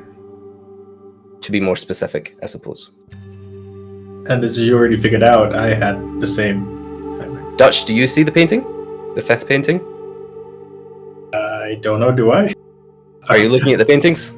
Sure, I'll look at the paintings as well. Can you make a sanity roll as well when you see the fifth painting? Let's go. That's a success. You do not lose any sanity points. But that's definitely the same guy I saw smiling. That is the exact dream you had. That's the cabin. That is the smile that's now burned into your brain. You almost half expect it to break away as it did in the nightmare.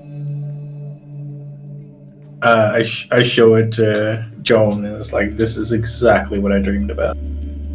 This is what I dream. So strange. Our dreams. I know our dreams. They've been seen before, no? Can I try to psychoanalyze sort of what the state of mind of maybe the artist was when they were doing this? If you want to, you can certainly try. I want to. I didn't do it, but I'm not gonna push it. Unfortunately, you just know that this artist has had the exact same dream as you now. Maybe for someone who's just had this dream though, you do notice that the paint strokes are pristine. Like they painted this with purpose, not in a rush. They took their time while painting this. And the same goes for the cabin as well. It's like they want to draw this from their mind. They had time. How would someone have time with this horrific scene to make this? I sort of throw the paint into the crowd. Hazel, at this point, if you want to explain to the rest of the group that there are artists in this village, forest, you may do so. It's entirely up to you if you want to tell them or not. And then you would be able to find out, since they appeared in this forest 2 weeks ago, they were having these dreams 2 weeks ago, long before you came, long before these people even came to this town. I did hear a little birdie back in town tell me about the fact there was students here, artists from a neighbouring university.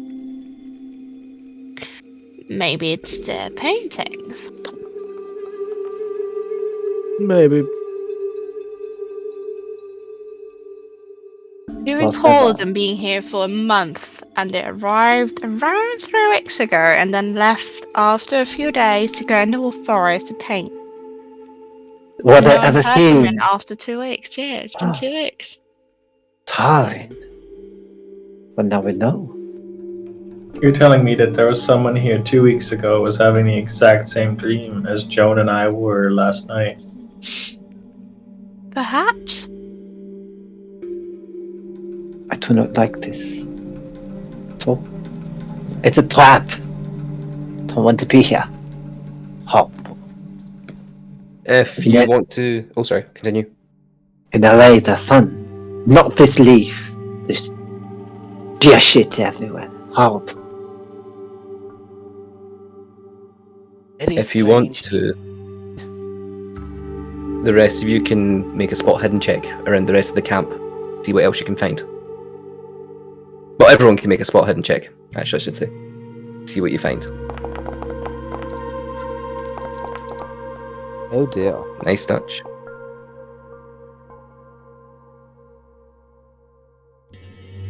No one want to push any rolls or use luck? That's It's up to yourselves if you want to try again. I will. I would like to push as well. How do are I you do pushing that? your roll, Joanne? So I'm looking at the other paintings. I'm gonna comparing it to them to the surrounding area. Okay, please push your roll. How do I do that? Yeah, push. Oh, I'm not entirely sure with Foundry, actually. Can you click on it? Click on your your 36, and then it will expand, and you just. Wait, where? Can you say again? On your roll, Mm-hmm. press the number that you rolled. Yeah. And then Oh. you would get options to push or use. Okay. Let's have a look. Oh, it is there. Yeah. Okay. I want to push. Oh, I failed. Unfortunately, looking back to that painting of the lake, you're too mesmerized. Something about it. There's something about it that makes you kind of want to be inside the painting. Almost. That you're drawn to this lake now. There's something about it now. Anyone else want to push rolls? Wait, did you Wilhelm, push forward and did you already do? nothing? Oh, you used luck to spend. Okay. Wilhelm, you look around. What kind of area are you looking around in particular? You looking in the tents or just the kind of surrounding area? The 10. The tents. Okay, so you delve through a couple of the tents. Looking through them, you find a notebook that reveals that the artists are from Boston. They came here to paint for their art course. The latest entries describe some frightening dreams. Those are very uncannily similar to those that both Dutch and Joanne have described to you, with one entry in particular as well, the exact replica of your own dream. It also mentions how they met Brian and Arthur Hall, the other hunting group, who claim to have been experiencing the exact same dreams. Do I know anything about shared dreams? You can make a psychology roll if you want. Well, I was going more down an occult road. Oh, go the occult road then, yeah.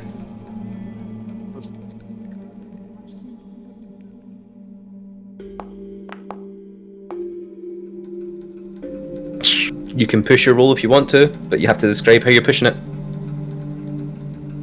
Oh, yeah.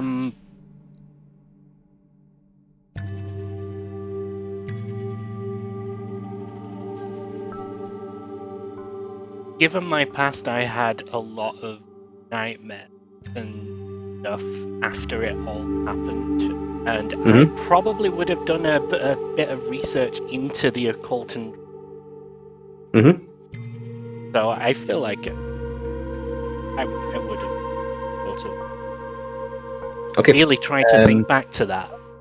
Okay, can you please push a roll, please?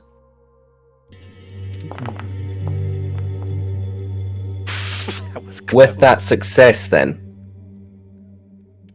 you really have to think hard. But something clicks in the back of your brain where there were stories from your time in the orphanage, maybe even like the stories that your parents maybe told you when you were just a small kinder yourself, about how people might experience this strange phenomena with one another. But there's something, one night from your parents, that you remember from your parents, it's just unlocked something in the back of your head now. You remember one night, like maybe 3 in the morning, where you were startled awake. Maybe you're 4 or 5 years old, and running into your parents' bedroom crying, as as your two parents were also sitting up, covered and drenched in sweat, panting. As the three of you look to each other, you begin to describe the nightmare that you had, and your parents look dumbstruck. It's only now that you realise you've actually had a shared dream experience in the past. What that dream was, you can't remember. But you've definitely had that shared experience in the past. I would pocket this book and the 10, probably looking a bit in thought, but wouldn't say anything. Okay. And Curtis 1984, thank you very much for the raid as well. Okay, everyone else, what are you doing? Anyone else pushing spot hidden rolls? Or lucking them to success? No. I mean, Not yourself, Wadsworth. Oh, you already succeeded? Yes, you did. Who? Dutch. Oh, yes, you did, Dutch. Dutch, whereabouts are you looking? In the tents or around the area? I'll look at the surrounding area. Okay, you notice a big kind of Stetson hat on the ground next to a rifle. I'll go have a look at the rifle. You go to look at the rifle. Seems in pretty good nick. Like, this is a good rifle. No scope or anything on it. You go to unload it, and there's a single bullet in there. Do you hold on to it? I will bring them both, and I will hand them to Joanne. As you lift the Stetson hat, you see on the ground, or unmistakably, claw marks. As if someone has been trying to dig their hands into the ground and pulled at the mud underneath. If you wanted to look really closely, you might spot like a loose fingernail. But whatever's happened here, someone's been dragged, kicking and screaming, away from this place. I will alert the others and let them know about someone being pulled away, dragging and screaming. And also hand the hunting rifle to Joanne with the bullet in it. Thank you, Thalia. I think this might serve you better than that rusted thing you had before. Yes, you know, I did shoot a rifle once in the movie. Sure you did. Yes, the waves of Cassin Pay. Wonderful. Wunderbar. Wunderbar, yes. Oh, Wordsworth, you're talking German to us. That's okay.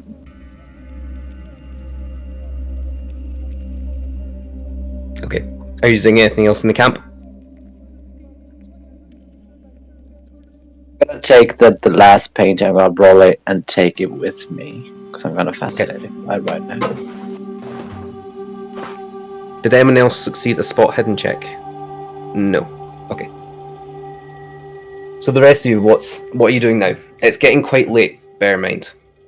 You might need to camp down for the night soon. However, you can press on a little further if you so wish. Let's press on. Press on? Yes, let's press on. Are you all in agreement?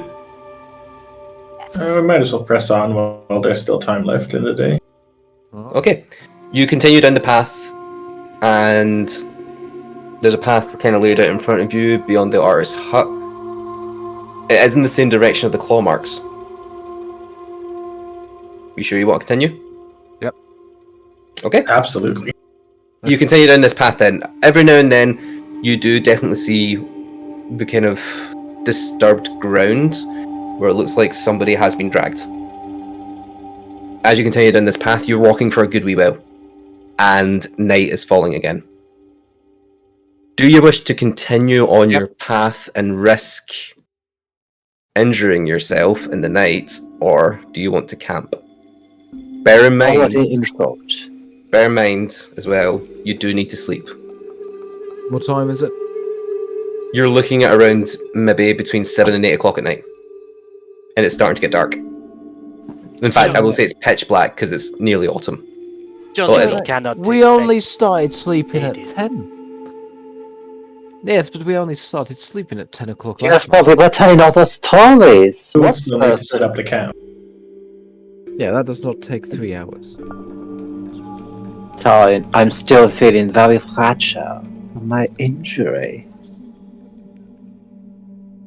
It's time to help. I don't have my medicine. I feel Okay, we these will do set not up have camp. the same training as us. Fine, then we will camp. You're making camp? Would appear so. Yes. Okay. So you all set up for the camp. Are you wanting to change up the watch schedule, or is it everyone sticking to the same watches? Well, how long are we doing it for now? Because it's a lot earlier. I mean, you'll probably stay up for a while, get something to eat, and just kind of try and take in what's happened today. From what you've saw, you know somebody's been murdered very recently. Someone has been dragged away somewhere.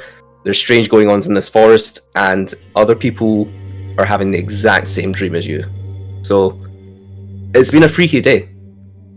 You might want to take some time to kind of relax, collect your thoughts, and calm down before having to head to bed. But I will say, probably around the same time as you did last night. Falls around 10 o'clock roughly, to wake up at 6 in the morning. Well, Hazel is down for taking the first shift again. You're taking first shift? Mm. Okay. It was the same as before. Yeah, I'll take second again, yeah.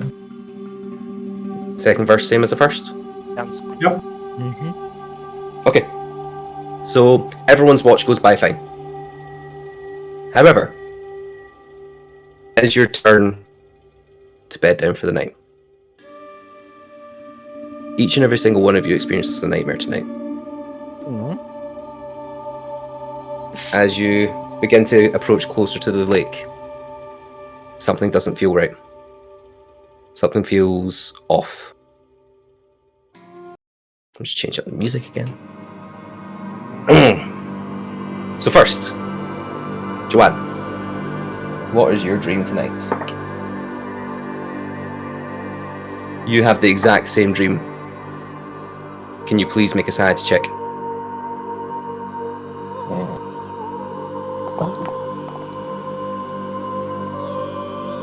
Fortunately, that is a fail.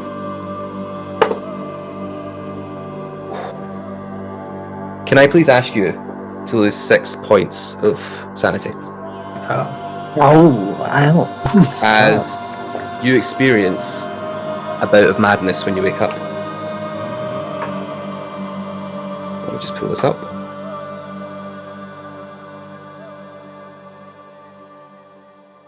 It's a completely different chapter.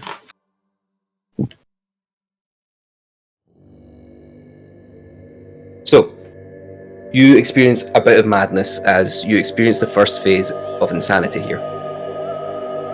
On becoming insane, the investigator experiences a bit of madness. While experiencing a bit of madness, the investigator loses all self-control. During this time then, you awake in the dark surroundings around you. And you swear right in front of you, staring at you, is the corpse of your dead husband. Lorenzo! Somebody! I start kind of crawling backwards, like pushing myself backwards up on the ground. And He just... advances on you What's on? as a single finger reaches up to his lips, and he goes.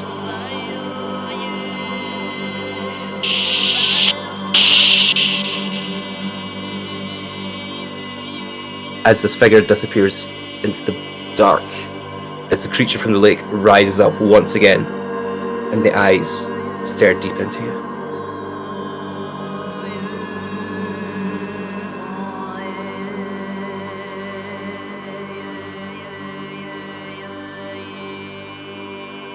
At this point,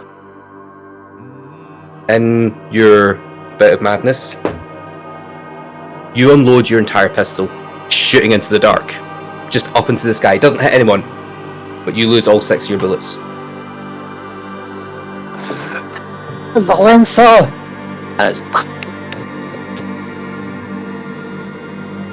Upon hearing the gunshots, everyone else wakes up to go see what's happening. You all come across Joanne, completely startled. She's holding her hair, almost about to rip it out. The skin around her fingers has gone pale white from the stress as she just keeps hyperventilating and breathing back and forth, back and forth, back and forth. Would anyone like to try and reassure her and calm her down? Yes. In which case, Wadsworth, how are you going to calm her down? Slap her around the face. Slap her? Okay. What? Before he's doing that, I'm still gonna keep clicking the thing on the rifle, like still trying to shoot. Like, You're still shooting? anything up. I'm still shooting, but nothing comes out because there's no ammo. But I still keep doing that, like aiming at everybody. Okay. Can you make a brawl check for me, please, Wadsworth?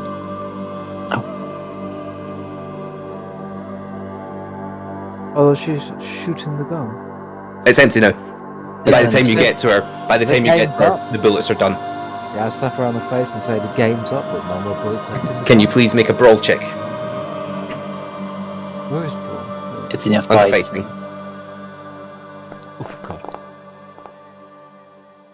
Would you like to push or use luck? What? But how do I push? Press the 59 that you just rolled, and then you can push it.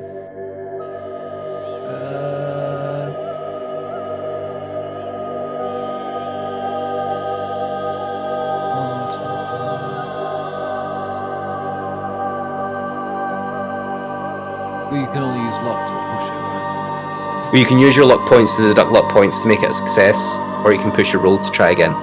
But if you push your roll, you can't use your luck points after it. How do I push it? If you click on the number in the foundry, Yeah. That'll The give you number the you option. just rolled, 59, then it gives me all the luck. there should be a push. top option should be a push option. Is it? Then 9 Shouldn't have of that. Oh, it's not.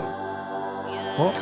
Oh, it must be because it's a brawl check. I would say you can push it if you want to. So can you just roll me a d10? Because this isn't technically a fight. Yeah. That is still a failure. Ah, okay. Unfortunately, you slap her once, it doesn't snap her out. You slap her, you backhand her, nothing. She's still hyperventilating, clicking the gun. Is anyone else going to try anything? Lorenzo, come in, darling. Lorenzo, come in. Alright, sugar's up. He did also try to smack her across the face, like proper smack her. Can you give me a brawl check, please? Kinda hope I'm not gonna miss this. But you misses. Fortunate that's a fail. You can push the roll if you want. Yeah, why not? Can you roll me a d10?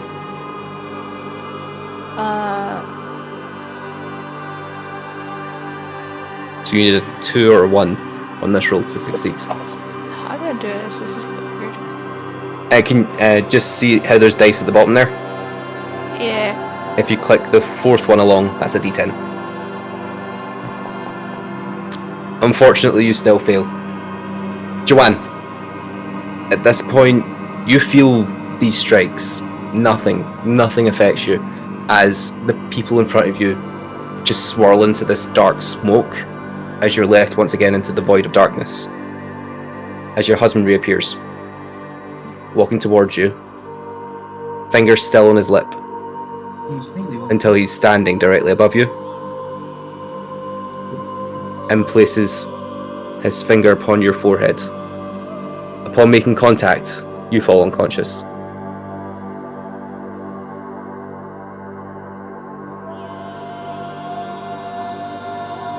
To everyone else, she just looks like she's gone back to sleep. Well, I guess she's calmed down by now.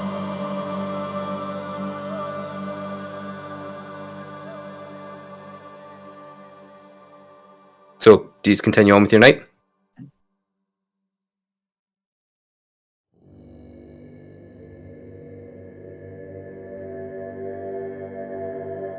I think so. I feel somebody must feel not safe itself. I will stay with her, of course. Okay.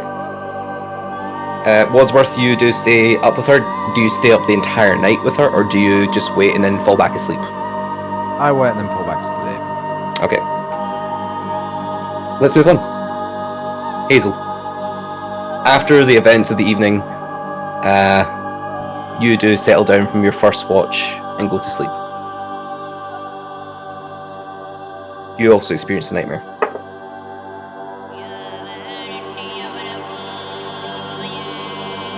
In the darkness of your closed eyelids, you see the cabin that Dutch described to you. And walking out of that cabin is the same grinning face, who once again stares directly deep into you. Smile just completely wide, teeth showing as his face begins to crack and crumble away as he starts to laugh. Can you please make me a sanity check?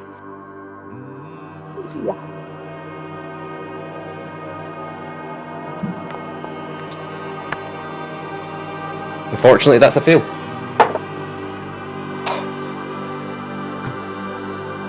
You lose 5 points of sanity and also experience a bout of madness. Welcome to the crazy train. Oh crap. Serious, Okay. guys. Oh well, I was told to bring chaos, so I'm doing that. I'm becoming more chaotic. As you awake in terror, you're screaming. You cannot stop screaming. Even though your throat goes hoarse, you still keep screaming and screaming and screaming. Hands running through your hair as you just keep screaming non-stop. Everyone else you awake apart from Joanne. What are you doing? I will rush up to her and shake her, trying to get Nah. talk to her and try and get her to calm down. What are you saying to her? Hazel, dear, what's going on? Please talk to me. She keeps screaming. You're going to need to delve a wee bit deeper than that if you wanted to try and get through to her this way. Just do it, Wes. Just do it. Can't yet. Can't go back down this road. Yes, do it. Do it. Make it repeat. Come on. 2 weeks in a row. We can't do this. Yes, we can. Come on, do it. Hazel, come on. You know it's me. It's Dutch. Calm down. Everything's okay. I'm right here with you. She continues to scream, but as you put your arms around her and bring her into a slight embrace, can you make me a fast talk check?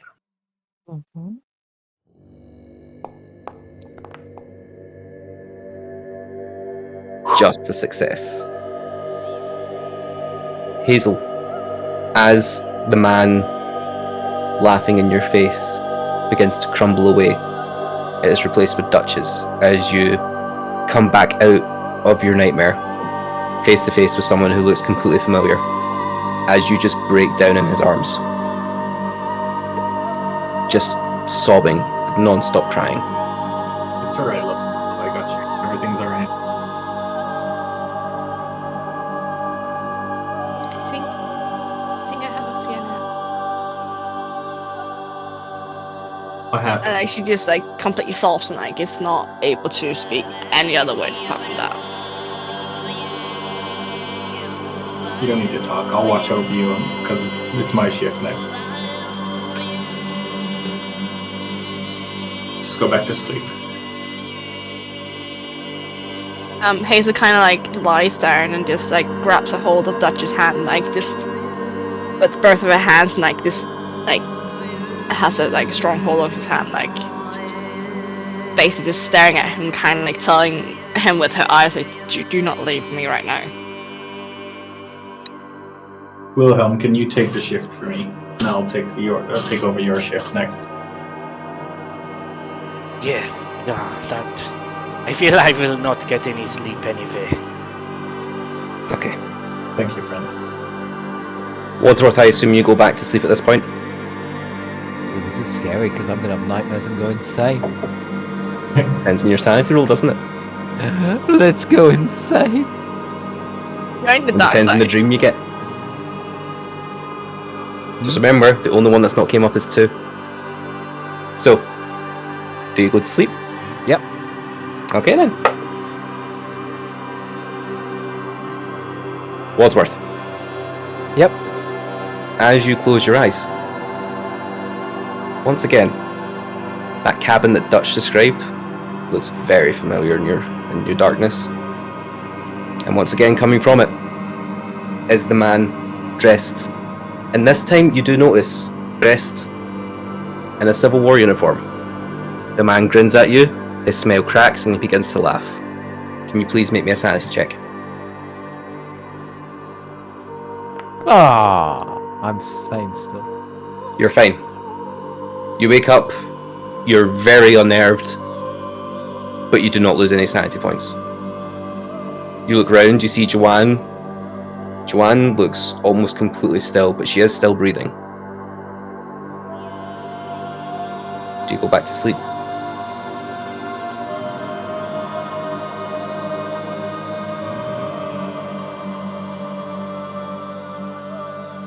Do you go back to sleep? Well, I'm still sane, so a sane person, he would go to sleep. Okay, you go back to sleep. My Wilhelm. dreams are made of... Wilhelm, your watch passes by, no bother, but you are starting to get very tired now. You didn't sleep well the night before. You Yes. can't afford not to sleep tonight. Just for sort of, I guess, aesthetic-wise, given my past, I might have drawn a circle around us in the dirt. Okay.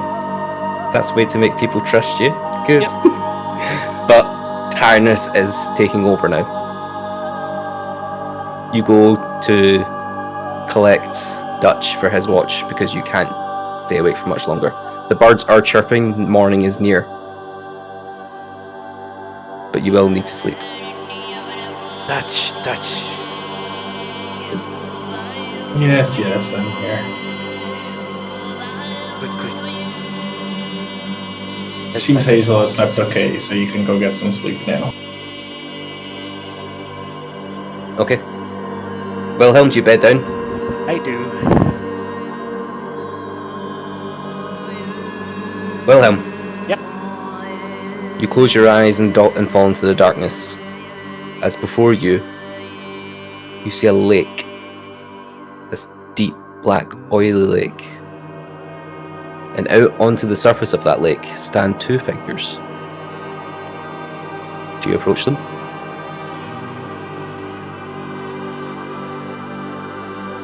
No. You don't? No. Okay. The 2 figures stand atop the lake, and beneath them you see this writhing mass lifting upwards. As these eyes stalk above these figures, staring dead at you, deep into you. You can't move. As this creature lunges straight at you. Can you please make me a sanity check?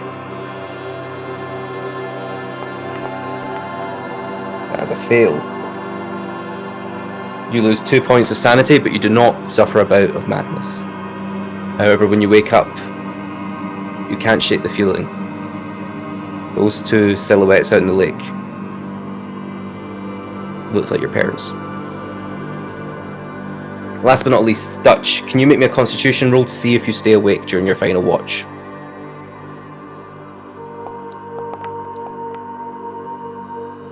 You successfully stay awake, however, you are tired now. You've got a bit of an exhaustion. For the rest of this day, you will have to make constitution rolls at a penalty. Alright. But with that, the rest of your watch goes by, nothing much else happens. Still haunted by Hazel's screams and the strange name that Joanne kept shouting out, you just turn it over and over and over in your head, as suddenly the sun creeps up on you, bringing forth the final day of your expedition. The rest of you all wake up from your nights. Hazel and Joanne. Hazel, can I ask you to mark a phobia onto your character sheet? You now have a fear of loneliness. Anytime that you are alone by yourself, you're going to feel very uncomfortable. Joanne. Mm-hmm. That urge to go to the lake is stronger than ever. You almost autopilot to it. You still have control of yourself, but you know if you don't go to that lake this morning, right now, then something's not going to be okay. You won't be able to cope unless you go to that lake. And with that, we enter our third day.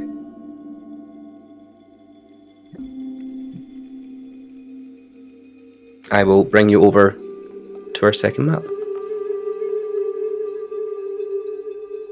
Can you all see? Yeah.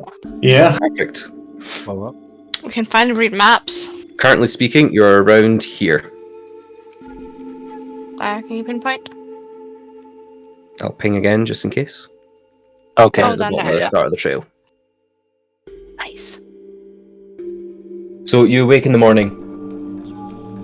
Quite a lot of you have had very restless nights. You do not want to spend another night in this forest. You've collected enough evidence now to know that there's something very wrong here. Your sole mission now is to find Jane Strong and get out. Welcome to day 3. How are you starting the day? Terrified. Mm-hmm.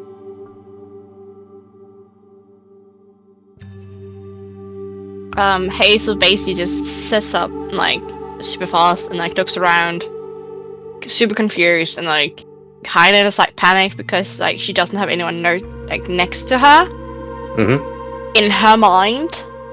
But I have a feeling that Dutch is like right beside her, like still holding her hand, but like she's not registering it in her brain currently because of the nightmare that's terrified her that much. Dutch was actually outside keeping watch, but he'll come in a second to wake you up to make sure you're okay. Basically, yeah, she did just wake up and was like, oh shit, I'm alone, and kind of just starts panicking.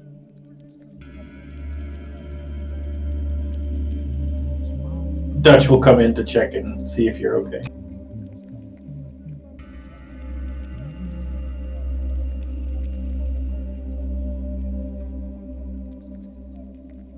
Any conversation? Doctor. Herr Doctor. Yes, Fraulein. Have you got some of the engine fuel you throw it in the town? Indeed. I need it. I want it. Very good idea. As I pass the flask.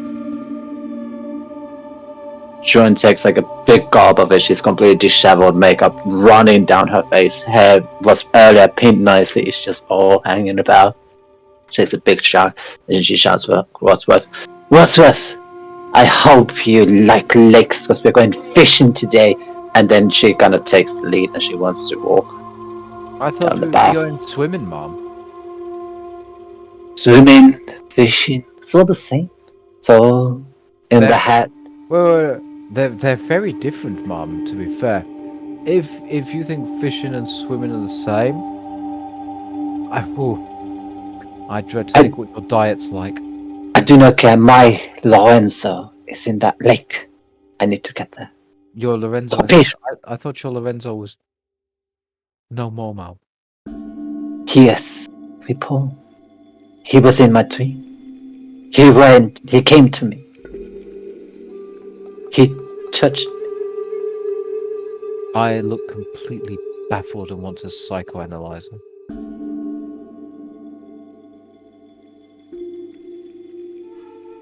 Oh, you want Go ahead.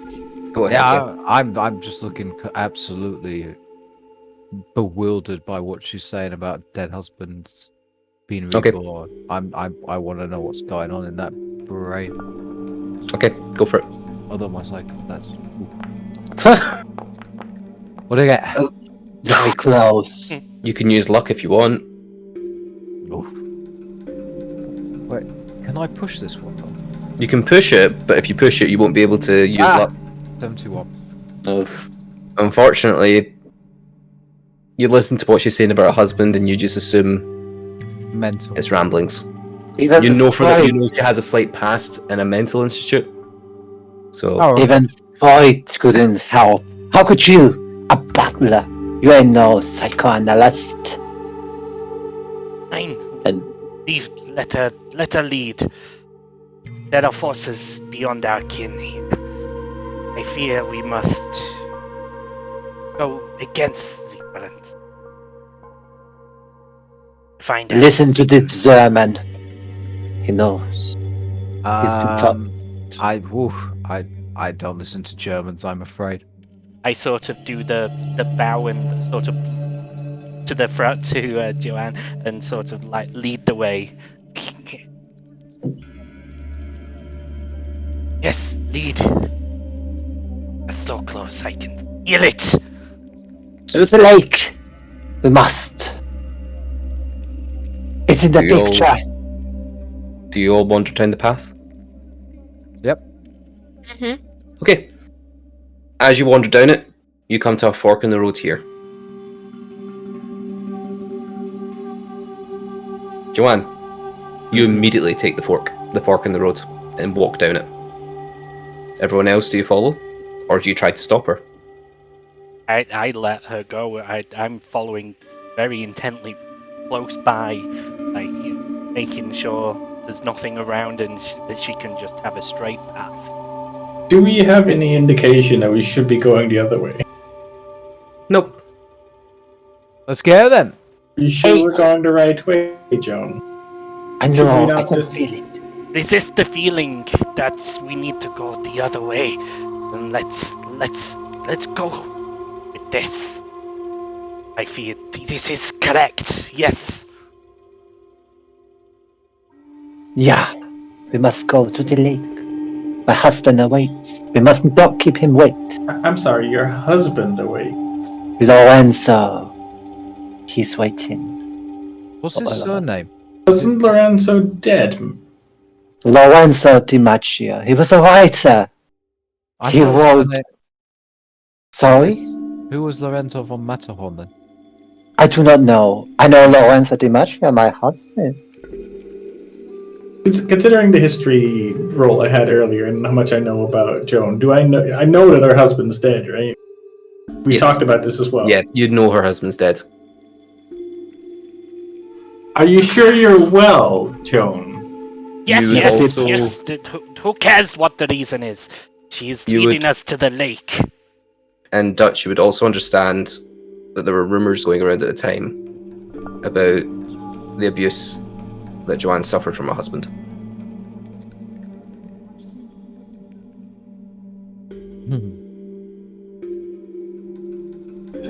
Oh, sweet baby Jesus.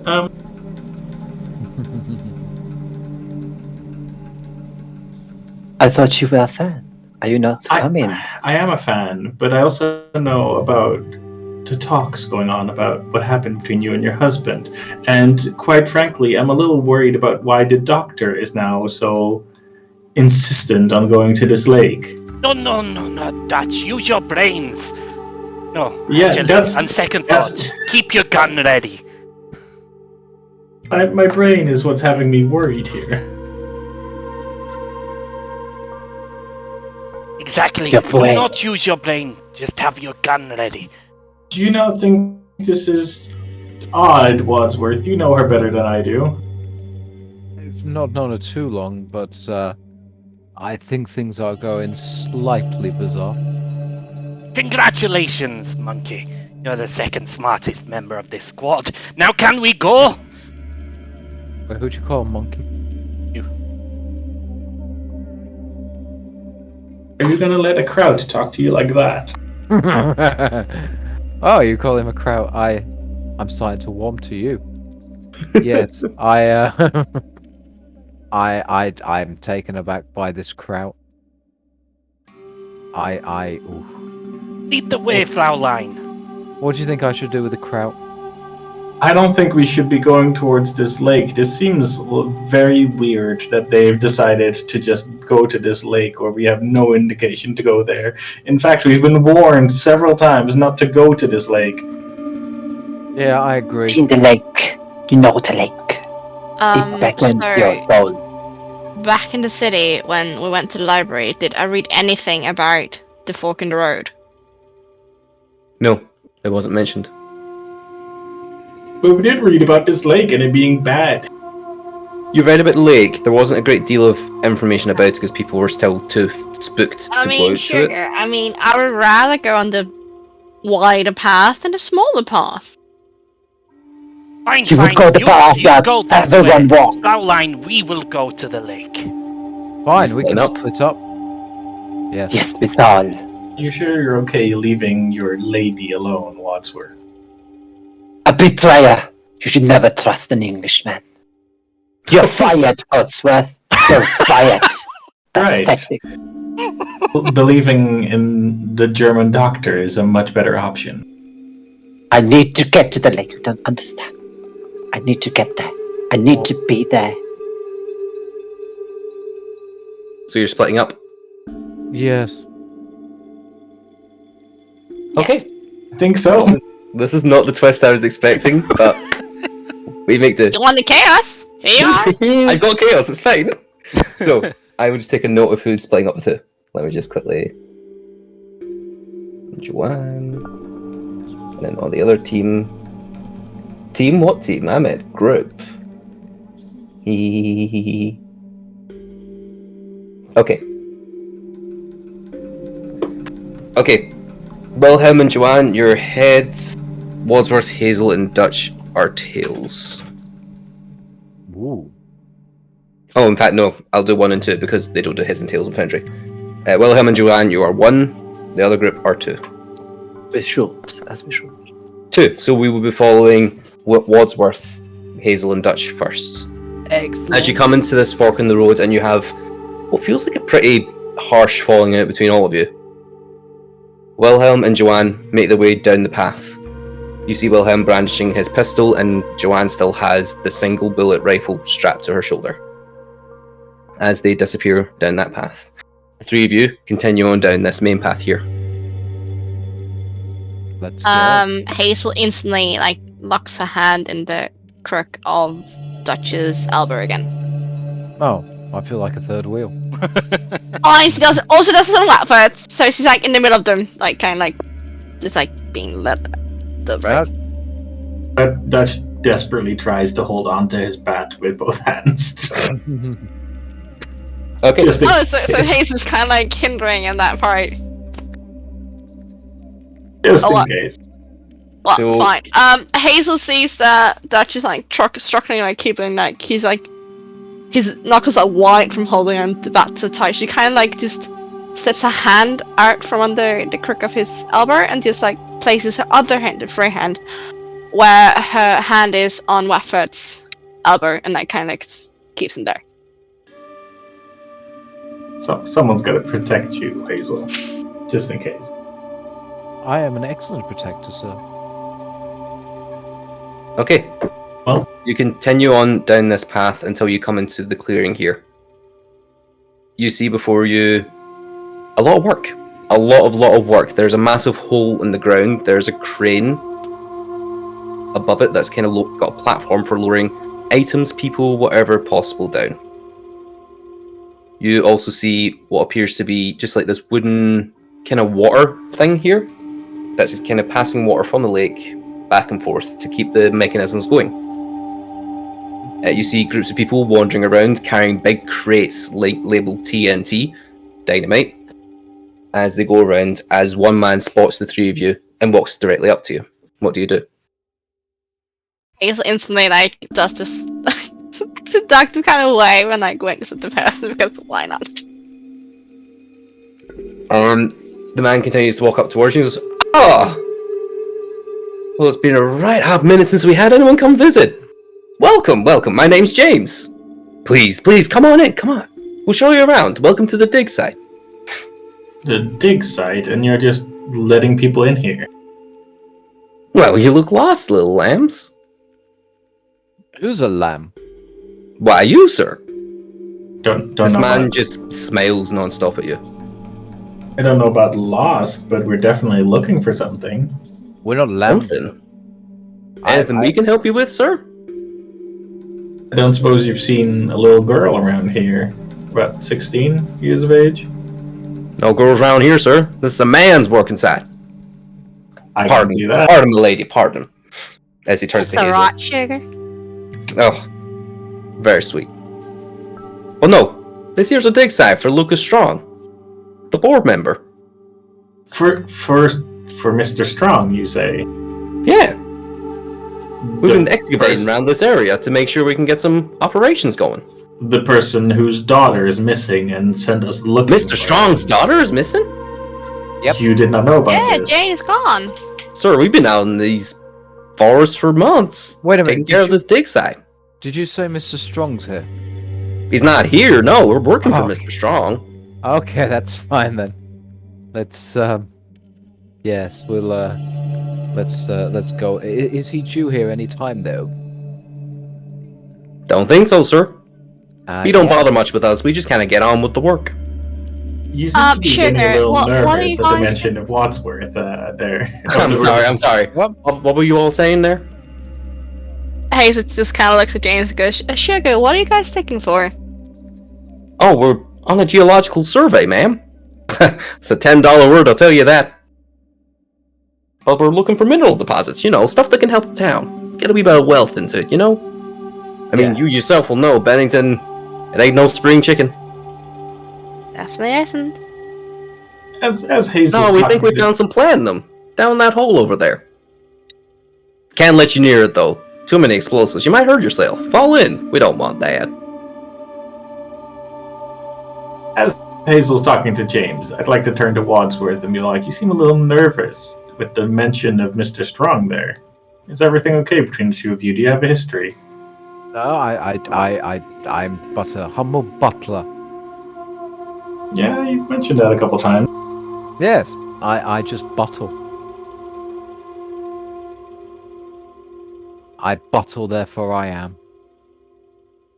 Well, that's a mighty fine position you've got there, sir. Come on, do you want me to show you around? I'll introduce you to folk. He indicates that there's a couple of different, small huts, 4 or 5 different ones. It's quite clear that these people live here, work throughout the day and sleep during the night. They don't go Sugar, don't mind me asking, but have you had any, weird, dreams? Weird dreams. Well, he kind of tips his hat and just looks down and he's thinking, just like, Just of you, baby. well, it might sound a little weird, but, you ever had a weird dream where, all your teeth fall out? Or, No, Sugar. I'm from England. like when you're falling from a great height, you start falling from a great height, and when you hit the ground, you jolt awake. Dreams like that, you mean, hun? My dear fellow, in all fairness, when teeth falling out when I'm from England, that's quite common at the moment. Oh well, you said it yourself first, sir, not me. Um, But are these the dreams you're talking about, kinda. honey? kinda, but more like twisted. Like, kind of Twisted? feel like you kind of have to wake up and you're like locked in a dream, and it's like the scariest thing you've ever seen. I've had some unpleasant nights, man, but nothing quite like what you're describing. Come She on, kind of you like must have had a long kind of one. leans towards Westford and kind of like whispers in his ears, like, I don't think they've had the same dreams that we have had. Like, only to Westford, so only like, he can hear it, but she's sat next to him. Come on, you want a tour? Yeah, sugar. Show us around. Well, come on then. So he takes you up to the first house. Inside, beds. Just loads and loads of bunk beds. For what you assume is just the entire crew sleeping quarters. It's not very pleasant smelling. This is a house designed to fit men from the 1920s, with one outhouse. The next room over, he takes you, and it's just a dining hall. Nothing really special there. Kitchen in the back, places to sit down and eat. Seems nice enough, to be fair. There's a nice smell coming from the back. You're not quite sure what it is, but it smells alright, to be fair. He then takes you into the third hut. Just seems to be a relaxing area. Chairs set up, a couple of books, a couple of board games, that kind of thing. Strange layer of dust on them, though. Before you have a chance to really do anything about that, he takes you back out. Now, me and the folk here, right proud of what we got in here. This is where we keep all the minerals. Now, I don't think Mr. Strong would quite like us showing you this, but do you want a peek? I always want to peek, sugar. I know you do. I know she does. Well, I'll show if you do. after you, and he points up to the door. Why, thank you, sugar. Like, Hazel just walks up to the door, kind of opens it.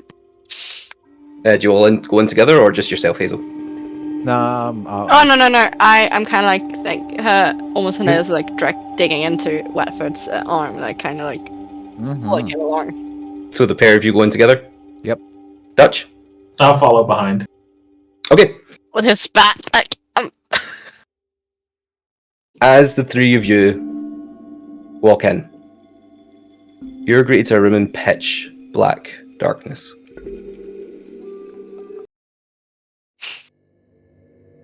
As you begin to feel hands, multiple countless hands, grab onto you and pull you in. Deeper into this darkness as you're thrown to the ground, all three of you. And you come face to face with three other people. You look down, you see an older man and a younger boy, looking very, very similar. You can probably guess this is the hunting party that you were told about from the other hunters. On the other side is a young, terrified girl, as you spot James Strong sitting in the corner. As James stands in the door, arms folded, it's like, now you lot get nice and comfy. We got something special for you tonight, and closes the door and locks it, whilst the other people inside tie you up. With that, we will move over to Wilhelm and Joanne. What are you two up The to? lake. The lake is calling. Alright, so you're walking down this pathway, I take it, just kind of non-stop. Yeah, Fraulein. Cute cat. Off to the side, you get here.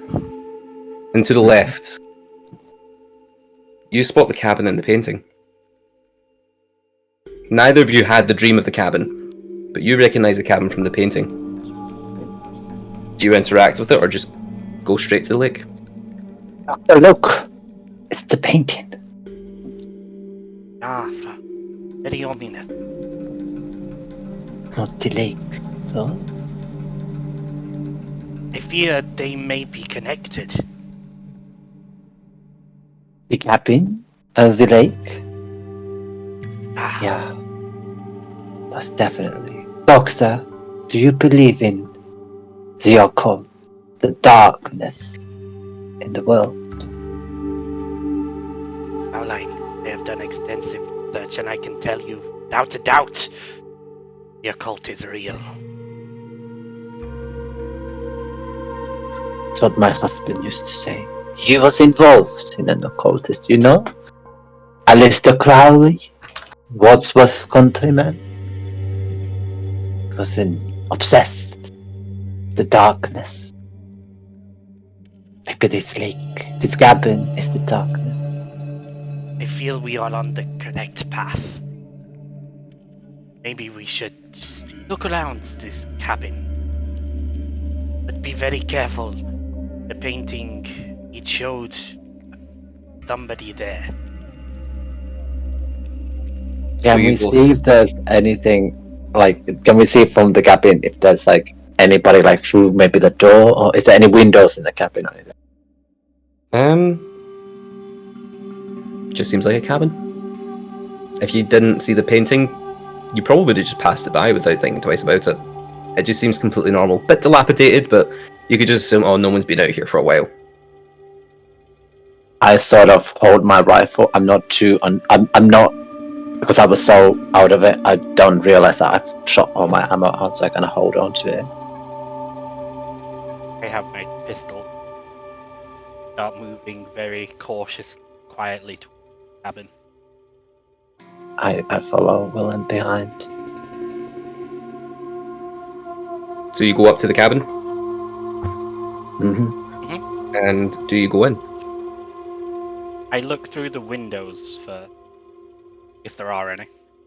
Yeah, there are a couple just smashed windows. They just kind of look done in and aged by time. Can you give me a spot hidden roll? Both of us? If you're both looking in, then yeah.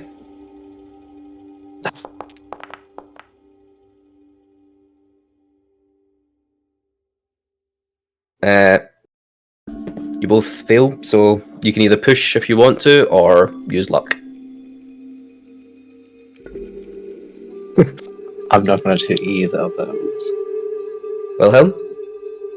I'm thinking because I've been in a sort of hysteria sort of state before. I recognise it and probably slap my face a few times to sort of snap me back and try and focus in even more. So I think I would try and push. Okay, push a roll, please. That is still a fail, unfortunately. Do you wish to go inside? Can I feel? Can I feel the door if it's locked, or could it open? It looks slightly ajar. Okay. Can I, with my rifle, gonna push it open? Yeah. You do so, and it makes a really loud creak. But that's all. Without going in, what do we see? What can you see? Just the immediate through the doorway. What? Just this kind of empty room, very dusty, leaves everywhere. However, if you were to go inside, you might find more. I shout to the inside. Lorenza, you there? Darling. Caroline. Quiet. You just go inside. Yes. Yes. Alright. As you immediately walk in, your senses are blasted by the smell of a decaying corpse. Like multiple decaying corpses. As you look around you, you see rotting animal flesh hanging off the walls. Hunted years ago, it seems, but left to decay and rot. This cabin stinks.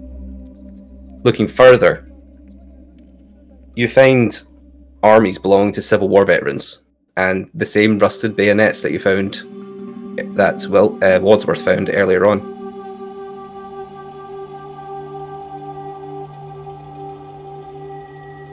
Do you continue in? Are you okay, Fraulein? The very Yeah. difficult sight. Yes. I can manage. I will be fine. I suggest you tear a piece of fabric and cover your. I do that myself from my shirt. I do so as well. I put my mink stole over my nose. Okay. As you continue in, Who had the slightly better roll? Wilhelm, you do spot that there is a table, and on top of it is this very aged-looking book. Next to it, a quill. Do you open it? Do I see a title? Nope. It's just this notebook, basically. I would, yes. Okay. You open it up, and the pages are very delicate. You'll need to be very, very careful as you do so, but you are. You don't rip any of the pages, so it might take a wee bit longer to look through the pages. As you're flipping through them, you notice this is a diary. A very, very old diary at that. Flipping through, you come across the final passage. Dated at the top. It says the 21st of October, 1865. The current date today would be October 21st, 1925. Do you wish to read the journal? I do. Okay. At last, our journey is over. We fled the army to escape with our lives and make a new start in Canada. But instead, we have found that which we desire on the shores of the Black Lake north of Somerset. It called us here with the promise of life everlasting. It called us here in our dreams. It exists here, and yet not here at the same time. It remains trapped in a crystal prison from which it longs to be freed. It came here so many centuries ago, upon a comet that broke apart and was scattered across the world. One such piece landed here, with part of the crystal that keeps it bound. If we aid in finding the crystal and deliver it in the lake, our benefactor can destroy it, weakening the strength of the prison that binds it. One day, it shall ascend to the stars, and we shall bask in its eternal gratitude and power. It is the one true God, the one true master over life and death. We go to join with it in the black waters of the lake. We go now to be made immortal by our new god. Glaaki, may your will be done. And at the bottom, it is signed Joseph Turner. For those of you who recall, Joseph Turner was the urban legend in Bennington about the Civil War soldier who deserted the army and ran to the forest 60 years ago. He I came would here. have read that aloud, and I would to her and go, "Eh, there is always stalking urban legend. You are on the right path." Let's go to the lake. As you do so, just slightly under the floorboards, there's this really faint blue light. Just pulsing. Look around for like a stairway down. Can you make a spot hidden check?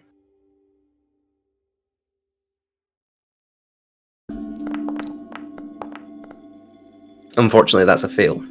You can push or luck. I'm going. Luck. Okay then.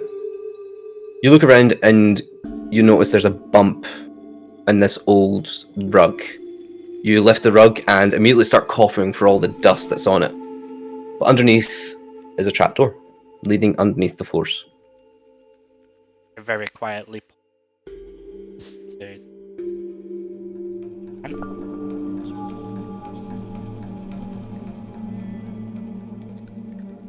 Do you go? Do you think it leads? What will wait for us? Fraulein. Shall we investigate further? Yes. Maybe it leads to lake. I open very cautiously. Try to be quiet, but I assume it's very old. Yeah. It will make a creak, but there's no one. There doesn't seem to be anyone around. I'm So, still do you very go in? cautious. Do you go in? It's me go first, Fraulein. And I will watch you back. with my gun drawn. Sorry, you do that. I will follow you behind. Be very Watch the close. back. Okay then. As you walk down these steps, you come across the basement of this cabin. Bit of a strange thing to have in a cabin in the woods, a basement. Why would that exist? As soon as you think that, you spot before you 6 coffins. 4 of them are open. The 2 at the very back, where the blue light is coming from, closed.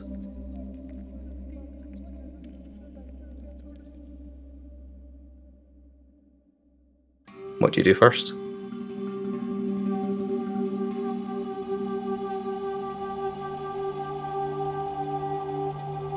Stay here, Fraulein. Keep your gun drawn. Aimed. Doctor, I will don't feel safe. I don't feel safe. But we must look at the blue glow. The scientist. It's my job to find out that. On the first sign of any trouble, run. Right. To the lake. Run as fast as you can. Alright then, I Wilhelm, got- what are you doing first? As I'm like heading towards the light, I'm sort of checking everywhere, like every coffin, every hiding place, and I'm taking it extremely slow at this point. Okay. Do you investigate any of the coffins? Not up close. I just look to make sure that nothing is just more looking out for things that might draw my eye with. There's no movement at the moment, just that pulsing blue light coming from the 2 closed coffins at the end. But the open coffins, nothing's really coming from them. But as you pass by them, there's stuff inside.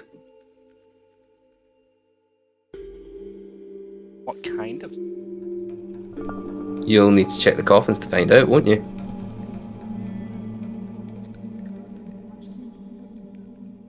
Let's go check the.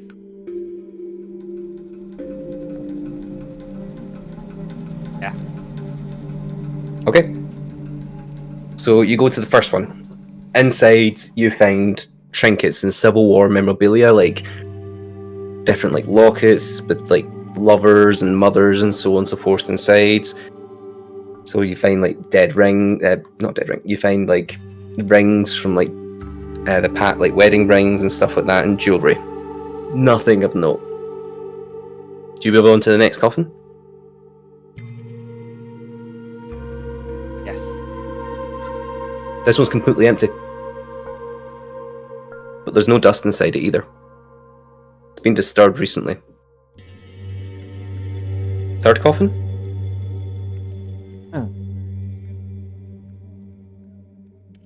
Oh dear. Yeah. Yes. Okay. You Something move is to the there. third. You move to the third coffin, and you look inside it, and there's this kind of like green lichen algae substance almost. If you want to make a science roll, you can.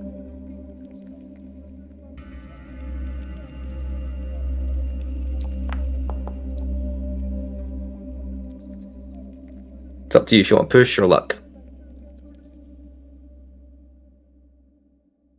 Going to push. Okay. Okay. With your push roll, you take, instead of looking at it, you take some into your finger and rub it in between, like your middle finger, your index, and your thumb. Give it a sniff, and you recognise that this is just the smell of decay. This is just like some fungus that grows as a corpse is decomposing. But there is no corpse. Do you check the final open coffin?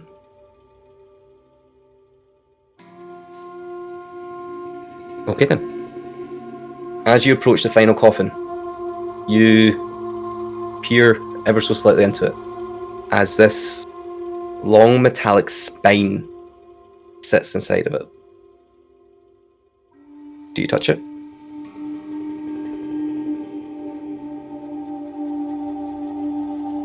No? Alright. Okay. Lick it. Lick it. Do it. Lick it. Would I recognize anything about like what made of? You had the lake dream, right? You look to this piece of metal. Nothing like you've seen on Earth before. You have no idea what this metal is.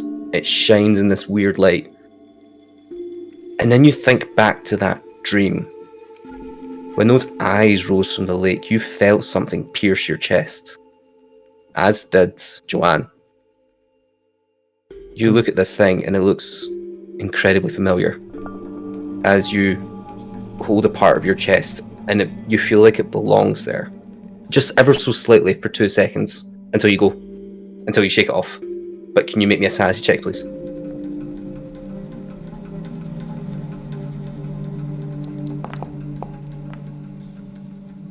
With a fail, you will lose 1 point of sanity, please.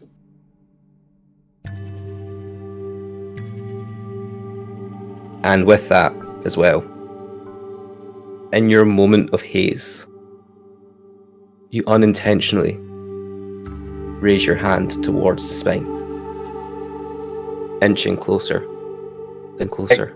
Can I quickly slap his hand, sort of? Do you see the Away spine, from- Joanne? If you want to move closer to stop him, I you'll have will to look move. at the spine. I will. Why not? I will move closer. Can I ask you to make a sanity roll, please? Yes. Let's go.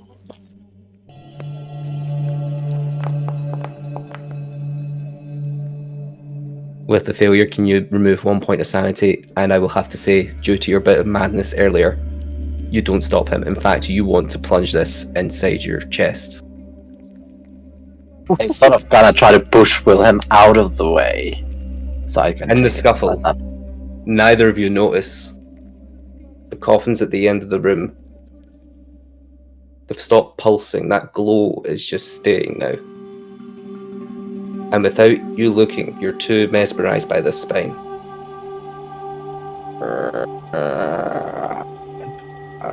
As the coffin lids begin to rise. As hands reach up. Would you like to make a spot hidden check as a last chance?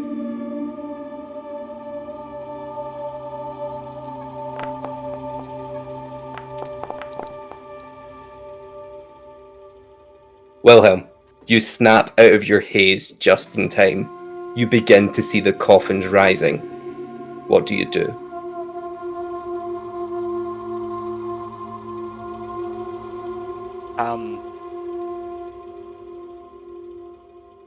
I would almost rugby tackle Joanne and sort of try and pick her up on my shoulder as she's reaching out to this spine and try and make a dart straight for the stairs back out. And Joanne, am I right in saying you don't want to leave now since you've seen that spine? I try to wiggle my way out of one's chest. What you doing, Doctor? Can you both make contested power rolls to see who overpowers the other? Wait, which one? Power. Just your stat. Oh no, strength actually, sorry, strength. Stick to strength. I think that's the more applicable one here. Just a normal strength. Yeah. And whoever rolls the lowest? Of course. Wilhelm.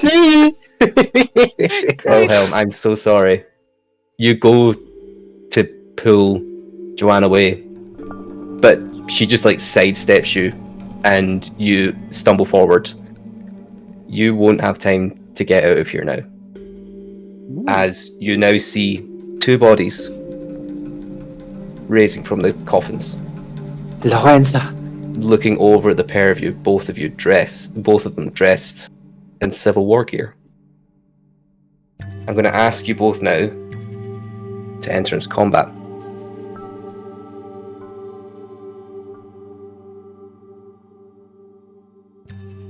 Now, let me just get this sorted. Doo-doo-doo-doo-doo.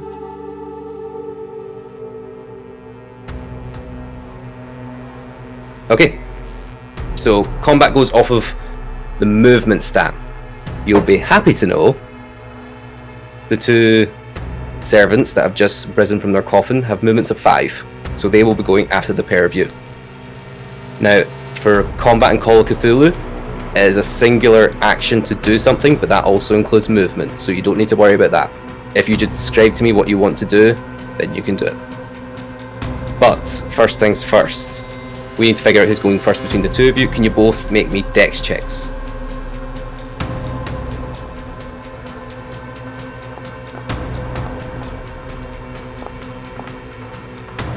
Wilhelm, you'll be going first then.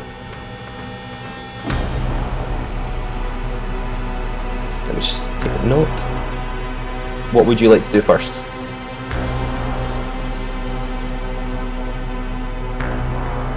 Having just sort of missed Joanne, and so I look back with my pistol drawn and just fire at one of them. Can you make a firearm check then, please? Oh, your handgun check. So I just use my revolver, yeah? Yep.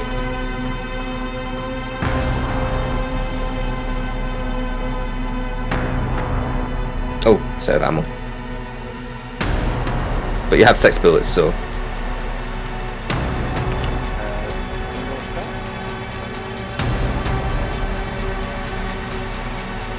Oh.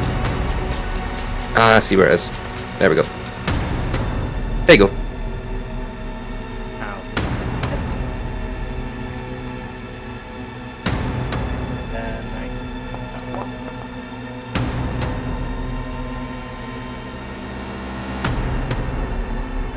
Damage. Inflict pain. So, you pull out your revolver, aim it directly at one of the two servants rising from the coffin, and take your shots.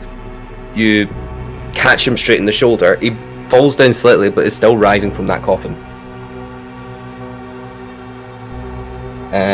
Joanne, what would you like to do in your turn? I want to grab this spine. I will grab. Wilhelm, why'd you leave? The spine. Look behind Do you grab the spine? Fraulein. I grab the spine. As you grab the spine, the image that you saw beneath the lake flashes before your eyes as you immediately come back into the present. Can you please lose 1 point of sanity?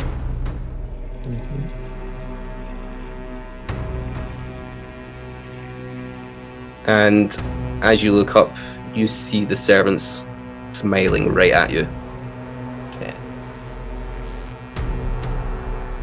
Do you end your turn? Would I be still able to move now? I would let you move, but nothing else. I'm gonna move towards the stairs.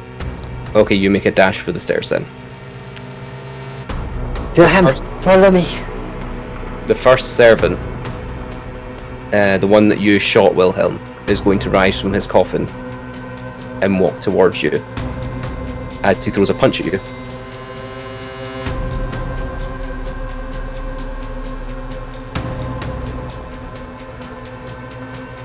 A hard success, I'm afraid to say. So that will be 2 points of damage to you, Wilhelm.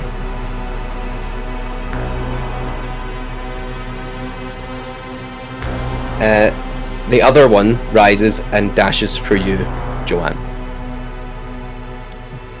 But since it was still getting out of the coffin, doesn't make it quite to you in time. Wilhelm, back to you. You now have the servant within your distance. Your pistol's not going to be much use now.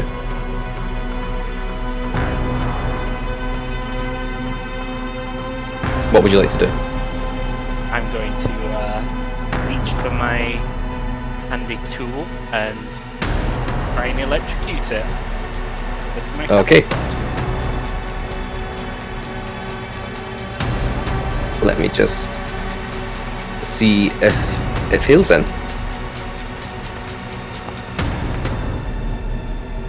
Unfortunately, you zap him. Nothing. He just kind of shrugs it off. You doing anything else?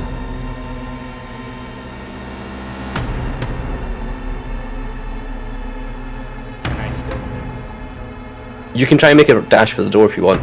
yeah. As you do so, the servant will try and grab you. I will just make another punch. But misses. So he goes to swipe at you, just barely you feel like his cold dead fingers across your back, but no damage is taken as you dash to the stairs as well. Joanne, what do you do? I'm gonna keep dashing. You go up the stairs. Wilhelm, wait for me, please. Wait for me, you're ahead of him. You're up front. I'm ahead of them. Oh, Wilhelm, follow me, please. Okay, so you run ahead. I run ahead. Okay, towards- you're now up back into the initial room. It is now undead servant go. It's going to go for you, Wilhelm, and it's going to try and grab you.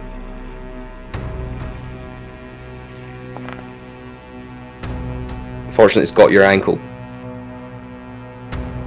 The second servant is now climbing up the steps to you, Joanne. Wilhelm, it's back to you.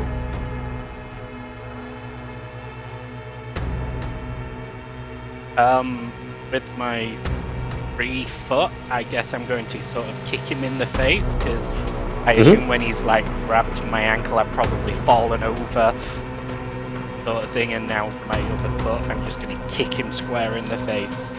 Okay. Can you make a brawl check, please? Find it. There we go.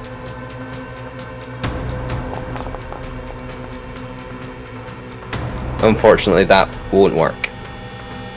You go to kick him, you do connect with his face, and as you pull your boot away, he's just smiling at you. Joanne, So remember is you've there- still got a rifle as well. I know. Is Depends there on a what you thing do. like?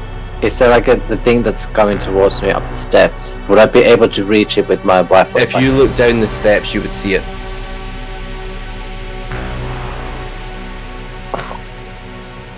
Oh, Skipper, what do I do then? I will try to hit the corpse that's coming up the stairs with the blunt of my rifle. I Okay. witnessed the movie, the Arctic Circle Exploration. In which case, can I ask you to make a brawl attack to see if it connects? Can I spend luck on that one? No. No, you can't spend luck. Can I You push can that? spend luck. You can spend luck. Sorry? You can spend luck if you want to. Yeah, I'm gonna spend some luck. Yeah. Okay.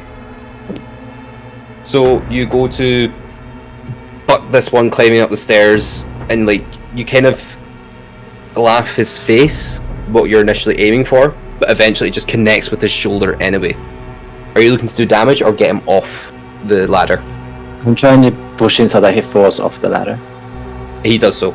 You catch him in the shoulder, and it you kind of hear it click and break almost. No pain or no noise comes from this thing. He's still smiling, but his arm hangs loose as he falls down from this ladder. Johan! Quick! Quick! Help me a bit! It is now the other servant's go. He is going to try and grapple you now, Wilhelm.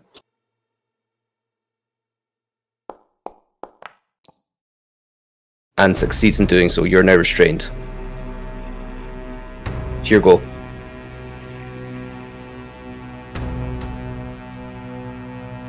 And how would I try and break free? Can you make me a strength roll, please?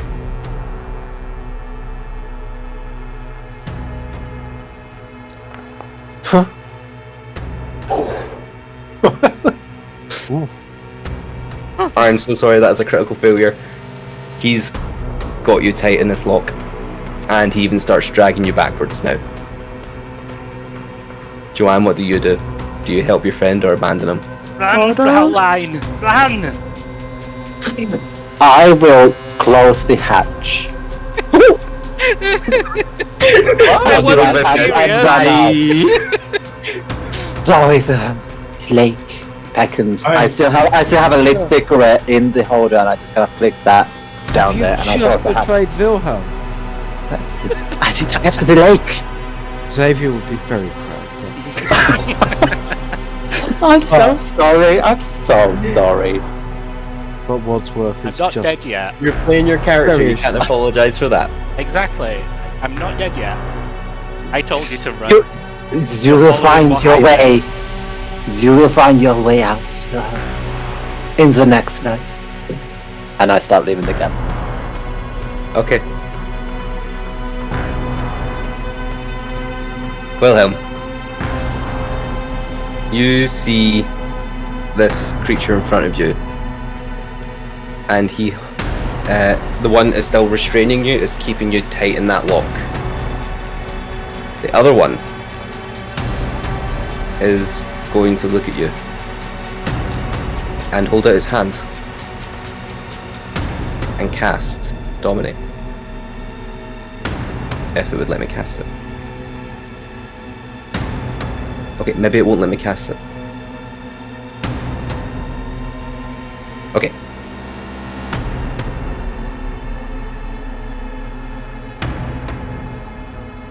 I need to succeed on a power roll then.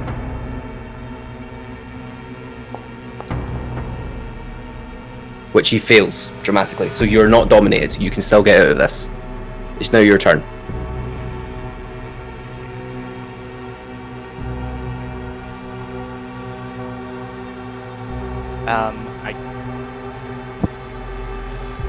How is he grappled me? Like, are my arms free at all? I would say the way it's it's got your legs from where its position was initially. So your arms are currently free. Consider it restrained as in D&D.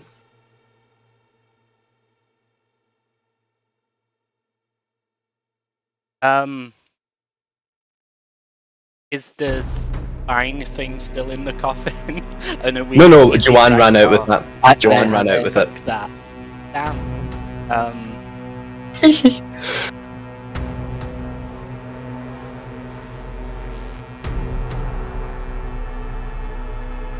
I guess I'll try to get out of it. Okay, can you make me a power check? Sorry, power or strength? Strength, sorry, yeah, strength.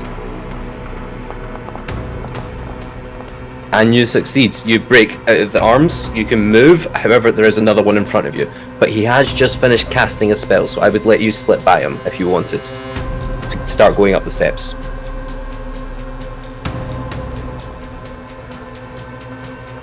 Yes. Okay, you do so. The one on the ground is a little phase that stands up and goes to move towards you. The other one turns around and casts Dominate again.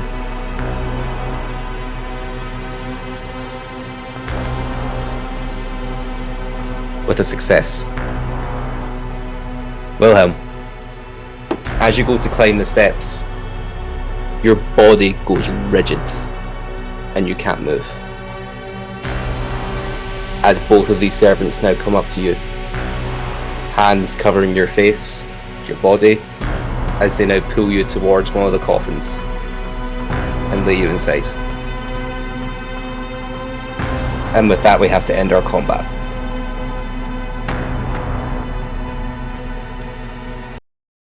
That was fucking tense. I'm not gonna lie. I'm also very, very aware it is 5 to midnight. I'm going to put out to a vote. Do we want this to be our cliffhanger ending to finish another time? Mhm. Or do you want to continue on? I feel like I can do more than one episode of this. I don't feel like one's enough. Okay. Yeah. Would you like to feel keep very this safe. cliffhanger ending then? That is I one mean, hell of it a adds to the cliffhanger. whole like. I don't feel like I've even excitement. warmed up my character yet. I really feel like I could do a lot more of these. Well, if it's okay with N and Loso, I'm happy to come back another time for this Of course. to finish it off. Definitely. There's always next week, given that I believe that is Halloween weekend, so. Mm. That would suit myself. I won't lie. I need to wrestle with my conscience all this week. I'm okay. I'm sure North. Yeah, Oh, no, but it's you just- okay with Loso as well? Okay then. this is good, but we really need more than one episode because we're all Mm. kind of new to Call of Not a worry. Okay. I've That's got to fine with me. admit, We'll the come split back next party week. was perfect, though. Everything is. I was it's not just added to anticipating the this split tense party. so Holy much. fuck! But it's added so much tension. I'm like, oh, I'm so. I won't lie. I'm glad that you split up a little bit now because like Oh yeah. the dominate spell specifically says if you fall prey to the dominate spell, you can't move. That's you caught, and that was the whole point of these servants is that they're here to catch you, not kill you or anything like that. So yes. I love the fact that Ian is kind of like. Yeah, new Friday night campaign. Thank you for the beaties, Ian. Love Oh wow. So But yeah. I think we need another episode because also it kind of adds to the whole point. Like now there's a cliffhanger now. People will be like, "Oh, what's gonna happen next?" And besides, I am getting tired. Yep, not a worry at all. yeah. I understand. I have a days ahead full day for everyone. tomorrow, so Well, so yeah, this No worry. I'm happy to wrap up here with a pretty fun cliffhanger. Let's just to wrap Slow up down. where we currently are then. Yeah, Group plus it's a A. great Halloween, wasn't it? Very fun. Group A of Wadsworth, Hazel, and Dutch have went into the dig sites to fall prey to the people there, currently being held captive alongside Jane Strong. Meanwhile, on the other path, both Wilhelm and Joanne found themselves in the cabin of Joseph Turner, the Civil War veteran who deserted. Upon delving deep in, they found the coffins of what appeared to be his brethren, and Wilhelm has fallen prey to them as Joanne makes her way to the lake. For those of you interested in seeing the finale then, to Amidst the Ancient Trees, please do join the Book Together Discord and find out when that'll be. What do you mean the finale? Just the next episode. Well, the finale of Amidst the Ancient Trees. Because I imagine, like, you're on the final day. You are on the final day, I will say that. So please do join. We will let you know when that will be happening. Hopefully next week, if everything falls into schedule. But yes, thank you very much for joining tonight. This has been so much fun. I love how I kind of like had in my head like my character's gonna be French, and then I made it full Southern. Sure. I mean, you met literally. You're in Southwest Vermont, and everyone you met was Southern from me. So, like, apparently that's the only American accent I can do. But I'm also very aware we are approaching midnight, so I will allow N and Loso to wrap up. If there's anything in particular you guys want to shout out for the coming weekend. Well, first, I would just like to say a huge thank you to UCM to Static, because that was fantastic. Oh, thank you very much. It was so much fun, and I cannot wait to see how I get out of this for one. Yep. Christ, I have no idea how I get out of this.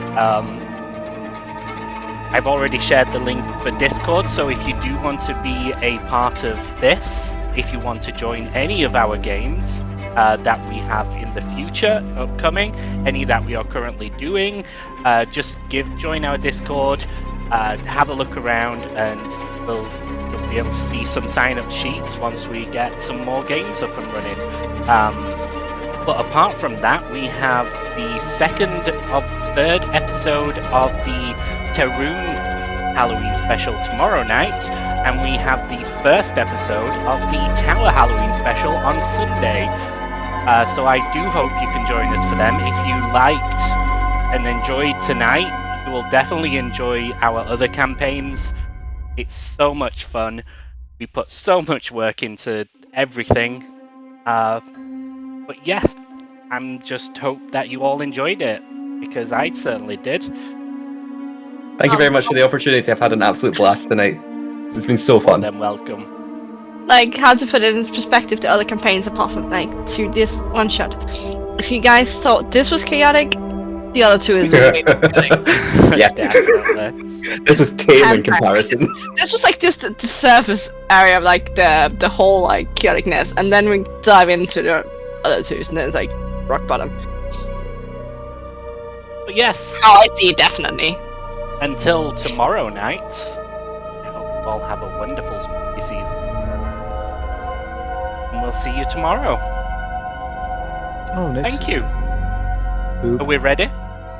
I'm ready. Let's do it. Boo!